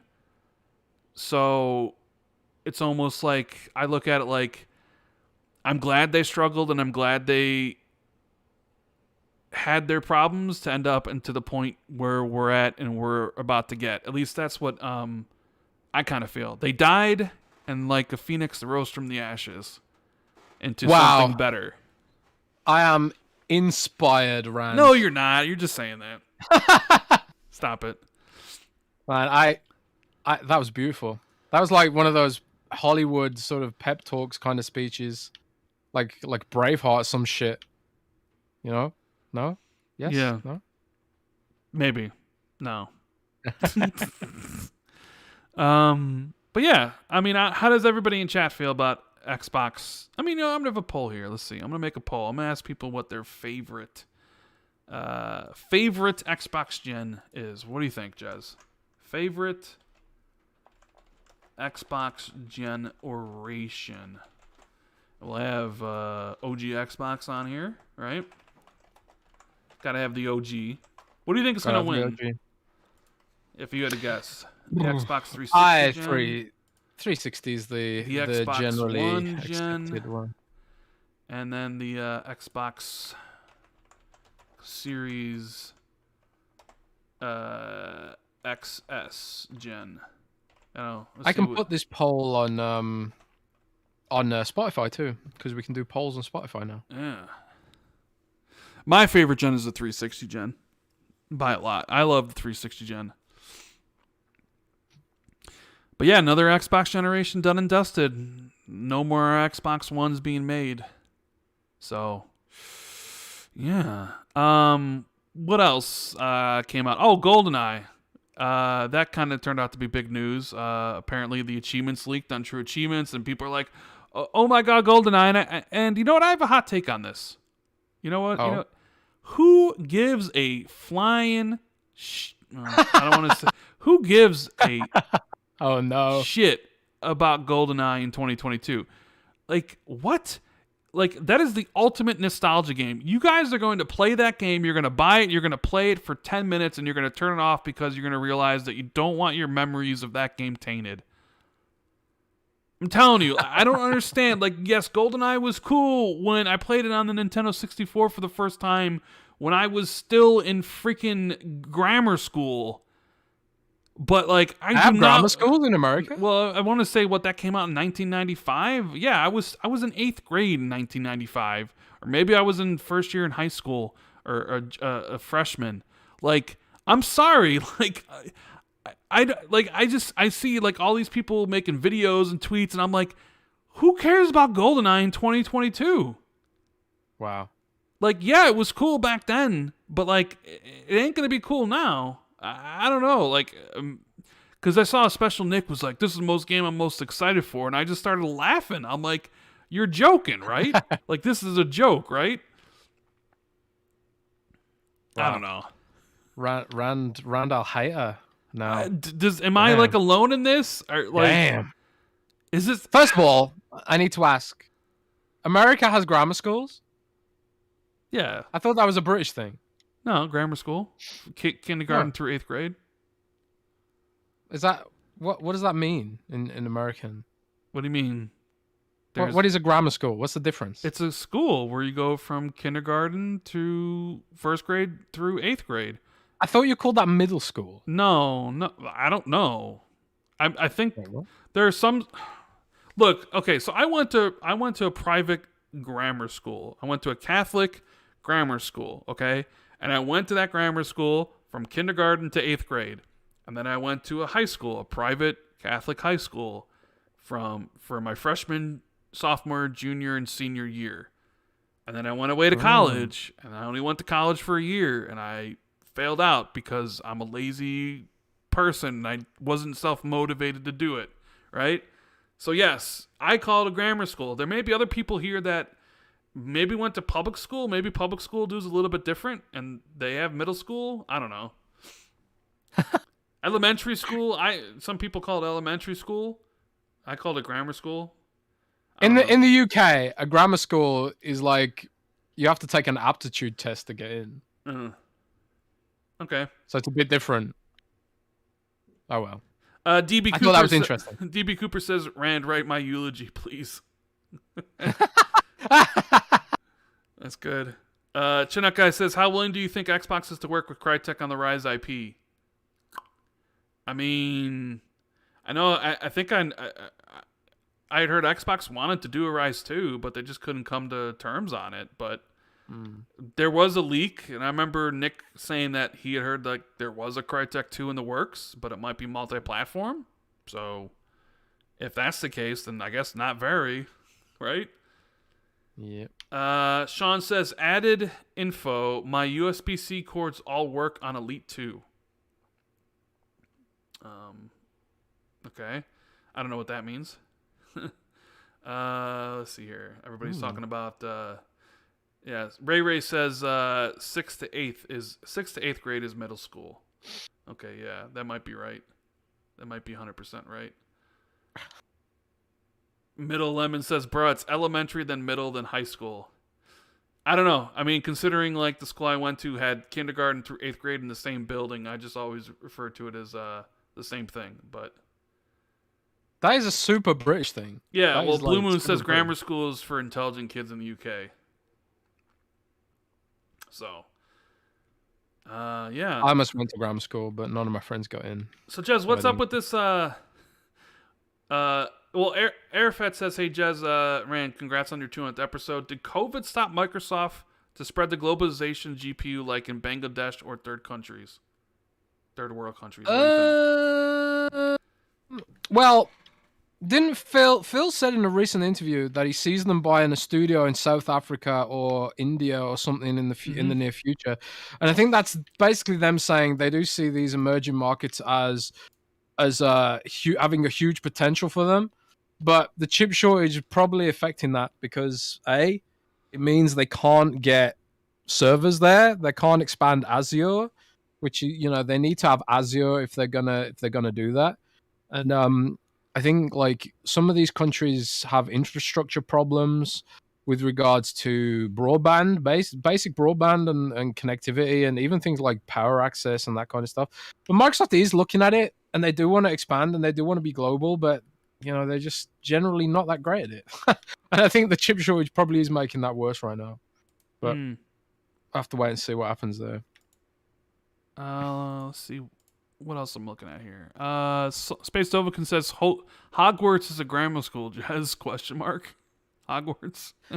I don't think Hogwarts is a grammar school because Hogwarts is more like a boarding school where like you live there. You have to stay there. Like and there's dormitories and shit. That's where like Tories go, like Eton and stuff like that. I think that's more like for rich people. Although, like, there are poor people that go to Hogwarts, right? Rand, you read books. Have you read Harry Potter? Yes, I've read Harry Potter, yeah. What's your favorite part? I I don't know. It's been a while since I've read them. Oh well. Do you like Harry? Yeah, Harry's cool. I can't remember. I've only seen the movies. I don't read books. It's too hard for me. So, Jez, we got 200. Randall Grammar School. We got 250 votes on this poll. We got 50% for the 360. No surprise there. 35% says Series X and S. So only a year in the books, and it's already 36% of people's favorite gen. And then Xbox One and OG Xbox are tied at 8%. So it's interesting. So what was up with this Dying Light 500 hours controversy, Jez? I saw it on Twitter. They're like, hey, Dying Light 2 is going to have 500 hours of stuff. And people were like, no, please God, no.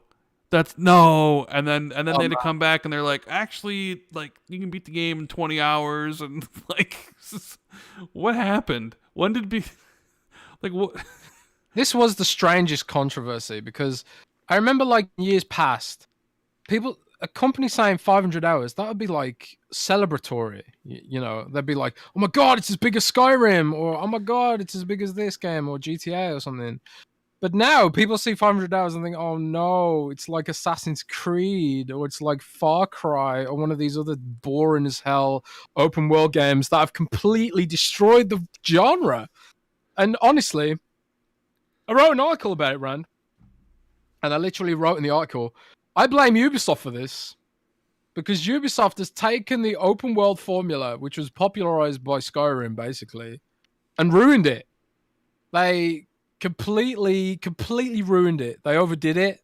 They made dozens of games that were basically all the same, and it got to the point where you see an open world game with like loads of hours, and you automatically assume it's going to be one of these lame Ubisoft style open worlds where you have to do loads of busy work, and there's loads of arbitrary, creatively redundant features which are there designed to pad the numbers and not designed to be fun. Because that's how Ubisoft develops games. They don't make them fun. They make them long for no reason other than to tell shareholders, oh my God, people played our game for 600 hours. That's why they've got an NFT for playing Ghost Recon for 600 hours, because they know it's the only way they can get people to play their boring-ass games, is to make them do stupid, pointless busy work, and I'm getting mad now. Getting mad about it, Rand. Because the issue shouldn't be, like, is the game 500 hours long? It should be, is it 500 hours of fun?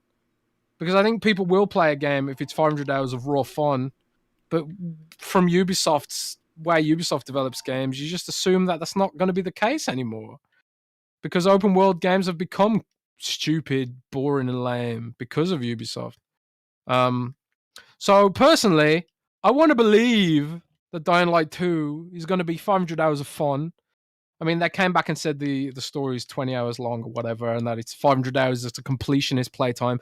But the amount of pearl clutching I saw about this, and people like, oh, I'm not buying it now because it's 500 hours long. You know, it's just funny how the narrative is flipped. And I really do blame Ubisoft for all of this. It's all Ubisoft's fault, and it's all these pointless games which have these like arbitrary sort of mechanics, like, you know, Shadow of War, like, what was it called? Shadow of Mordor, Shadow of War, which had like you got to the end of the game and then it was like, okay, now do busy work for another 10 hours to get the real ending. That was the most annoying bullshit I've ever seen in a game. And like, Ubisoft games are full of that stuff, you know?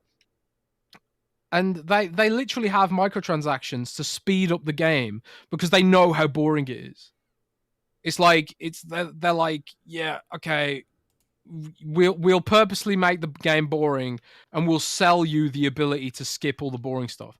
That is the height of creative just bullshit. And I know people like Assassin's Creed. I know it offers, like, you know, if you enjoy the game, then it is 500 hours of fun. But I'm like, I really do believe this is where the backlash comes from. And it's the backlash is about these games that sort of just have padded campaigns, and they don't deserve to be 500 hours long. They're just arbitrarily 500 hours long. It's not like Skyrim, which had like hundreds of handcrafted quests and handcrafted dungeons, or Fallout with its hundreds of handcrafted stuff and its other systems that made playing it for 300 hours actually fun. It's some of these other open world games like Shadow of War and all this stuff, which just don't do it very well. Like, and I know some people get really mad when I criticize this game, but I felt like that about Arkham Knight. And I see all those Riddler trophies, and I think, fuck off, Rocksteady, with your Riddler trophies. I could not give the remotest crap about all this pointless bullshit you put in your game to pad the numbers. Like doing the same Firefly quest like 10 times, or the same Penguin quest 10 times. It was boring as hell, man. And all those tank missions, boring as hell. And it started with Assassin's Creed, and then Far Cry and Watch Dogs, and then it spread to like Batman and the Saints Row, and then all these games just like they completely missed the point of open world. So that's why there was a backlash, and it's unfounded. Because what if it's fun? It might be fun, but it might well not be fun. And I guess we'll find out. Well, the funny thing is, like, when I saw that, I'm like, what does it matter? The game's just it's gonna be like a 30-hour game, and they're talking about like, oh, if you do all the quests and do all the secret endings and find every collectible, like, and even still, I doubt there's $500 worth of stuff. But you're right, like that used to be a selling point where it's like, look at all this content you get for $60, but now it's kind of looked at like, what? I don't got time for this shit, right? Yeah, in my article, I theorized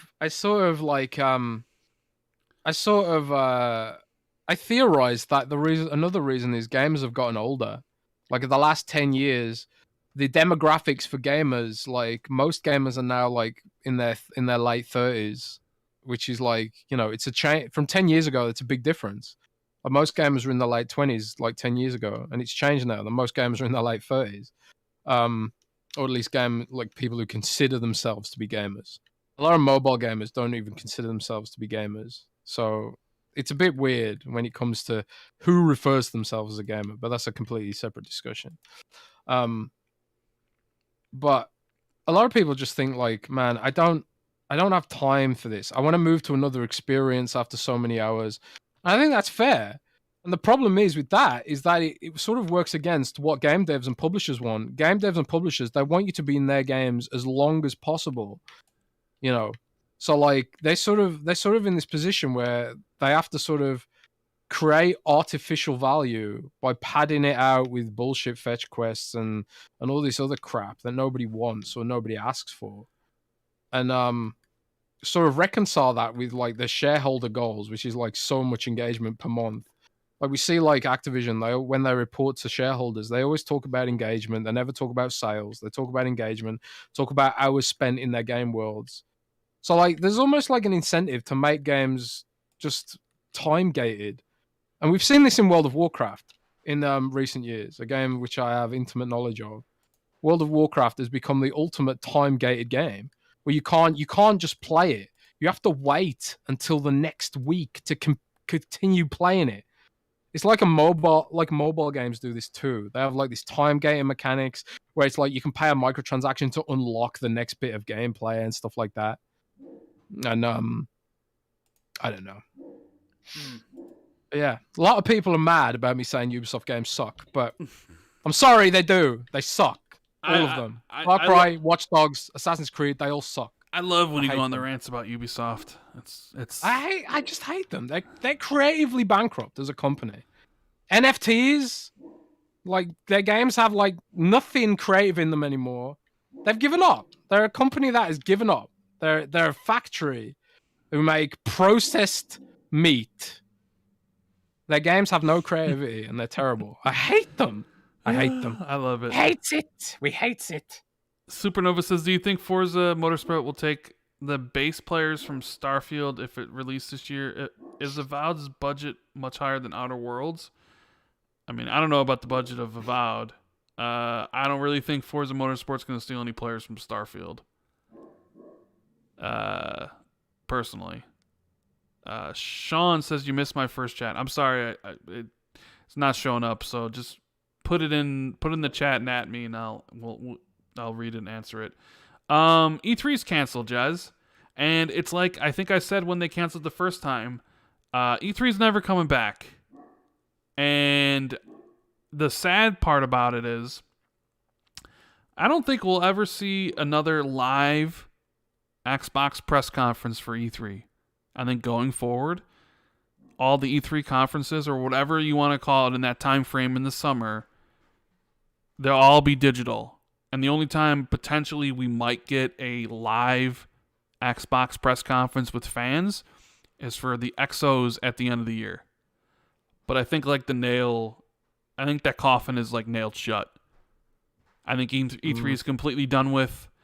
Live shows are completely done with because it's like you can just do it digital. And you know what? That kind of sucks. It does suck because it was like the one opportunity we get to hang out, and I could get a plane ticket for free from my company. But I think like this started happening before the pandemic. We saw Sony skip E3 a bunch. We started seeing more and more companies opt for digital. You know, at the first opportunity, they all bowed out.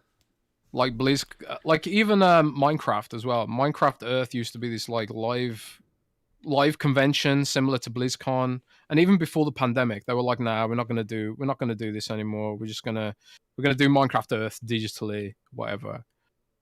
So this was already happening before the pandemic. I think the pandemic just accelerated it.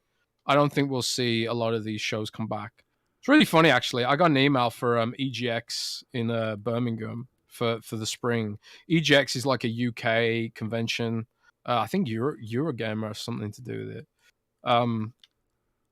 But it's like, why would I go to this?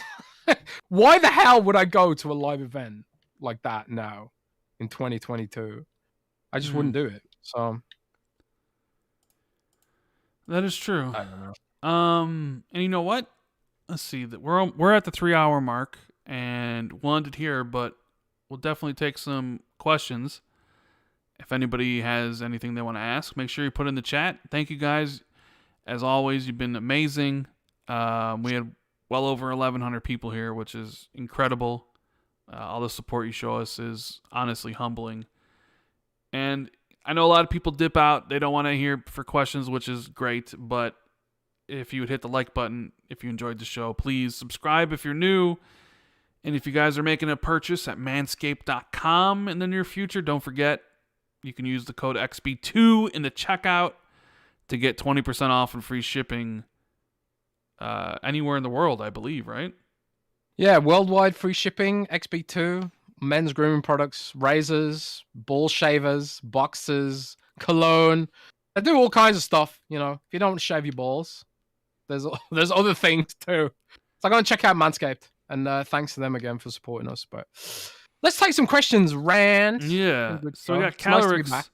He says, can I get your thoughts about Sony-owned Aniplex buying the dev behind Fate Grand Order? This is now Aniplex's second game studio. Do you think Sony is setting up Aniplex as a publisher? I haven't heard anything about this, so that's news to me. Do you know anything about this, Jez? I don't know anything about that, I'm afraid. It's interesting, though. George wants to know if we'll hear something about Avowed this year or Perfect Dark. I think 100% we'll see something about Avowed this year. And yeah, we will. I'm less sure about Perfect Dark, but if I think Avowed 100%, Perfect Dark, maybe. Ermi says Jess talks about the mobile games. Any reason Forza Street is being canceled out now? Yeah, probably because it doesn't make any more money. Yeah.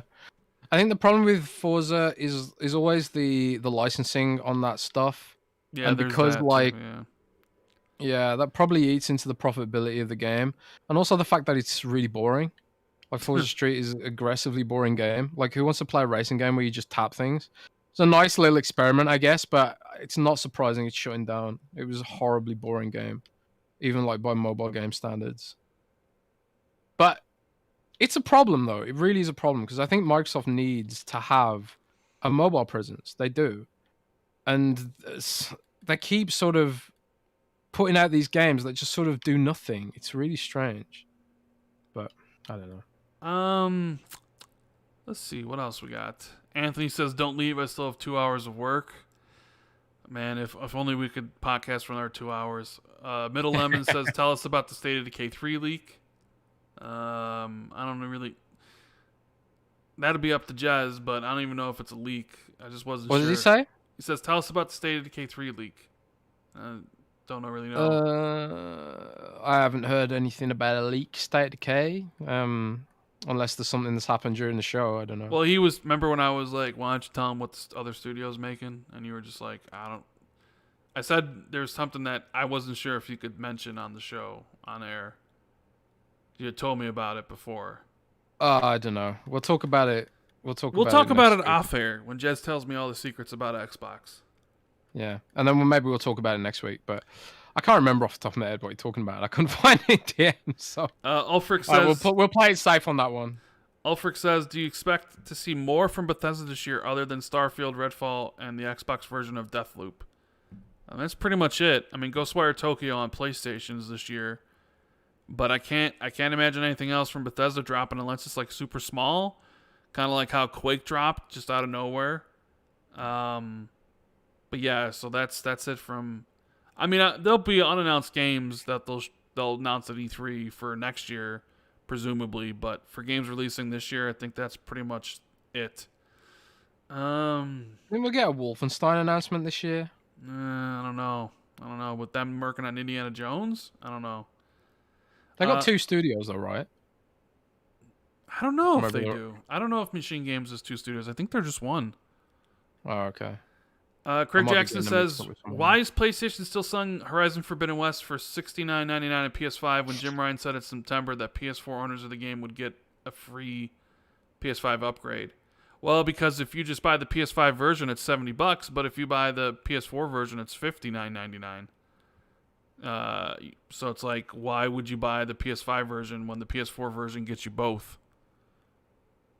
So I don't really see any. Yeah, you'd have to look for the PS4 version of the game and just buy that one for $59.99. Let's see. Whittier says, "A new year. What's your New Year's resolution?" You got anything, Jez? New Year's resolution? My New Year's resolution is to play more games I want to play and less games just because they're trending. I'm going to play my backlog. I'm going to play games I want to play and not just like, oh my god, I need to play this game for content. Because all last year, all I did was play games for content and I didn't really have much fun. So this year, I'm going to stop playing games just because I feel like I must. Yeah. I'm going to play games that look cool to me, like Tales of Iron, which is pretty badass, and you should try it. I don't do New Year's resolutions. So, I've never done them. George says, I generally don't do them. I just do soft ones like this gaming one. George says he's asking because a leaker said no Avowed info this year. Ah, right. I don't believe that's true. I think there will be Avowed info this year for definite. Yeah. I believe so as well. I can't imagine there not being, because there was almost gonna be stuff this year. There's no way there won't be Avowed info this year. Noob Sabat says, as a person late to the game on the awesome Wasteland 3, any info on the style genre of their next game? Jez? We believe Project Cobalt to be an FPS of some kind, FPS RPG. I think Jeff Grubb is the source of a lot of this info. I've seen concept art for the game, and it looks pretty badass. It's kind of like Victorian England meets sci-fi. Kind of reminds me of almost like Dishonored, I think, in a way. But obviously like Britain. It looks like Britain. It's clear that like Victorian London is a big inspiration for the game. So, but there's also robots. There's big robots and all kinds of weird shit. So, Project Cobalt sounds really interesting, and I do want to. I am looking forward to seeing that revealed. Osama says, "Hey, are we going to see Fable this year?" I'm going to say no. Yeah, I don't think so either. Corey says, "Do you think Microsoft will do anything about having any big games from now until Redfall?" Well, the only thing they can really do is try to get games for Game Pass, day one games. Yeah. Gamer by Choice says, "What do you think about the possible new Splinter Cell? Are you afraid they will mess up the remake?" Yes, it's Ubisoft. Of course I'm afraid. Although, how do you screw up a remake? But I guess it's possible with Ubisoft. Yeah, But everything's possible with Ubisoft. but I do really want to play a new Ubisoft. I mean, even if it's a remake. Are you gonna get the Splinter Cell NFTs, right? Shut up, Jez. You know there's gonna be Splinter Cell NFTs, right? You know it. Yeah, there probably will be. There probably definitely will be.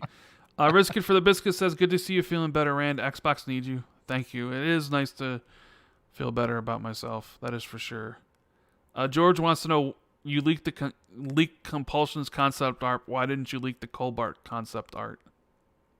I thought it's because someone else had the concept art for Compulsion's game, and I didn't want to get scooped.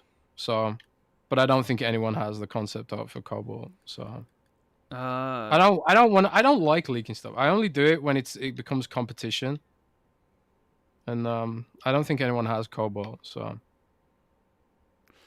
yeah. Anyways, I think that's Susan. She says, "Amazing, happy you're back. Hope you're okay, Rand. We're all behind you and support you 100%. You're amazing. Thank you, Susan. That means a lot." you are pretty cool. Yeah, but you know what? I think that's where we're gonna end the show for today. A nice 3-hour show with a lot of info. You know, it's great to be back on Fridays. Great to have that. I don't know. It just feels really good to be feeling good about myself. Like, honestly, like I feel energized again. So That's good. shout out to my buddy Fonz in the chat. What's up, Fonz? How you doing, buddy? I'll be doing his show this weekend on Sunday. Yeah, gotta play some games. And with that, play some indie games. We'll see. We'll put this up on Spotify and all the podcast apps. If you guys want to leave us questions on Spotify, we'll be doing a podcast app exclusive where we answer those questions. So if you do want to do that, head over to Spotify and ask us a question, and we will definitely answer it. But until then, we'll be back next week with another episode of Xbox 2 Podcast. So keep it gaming, guys.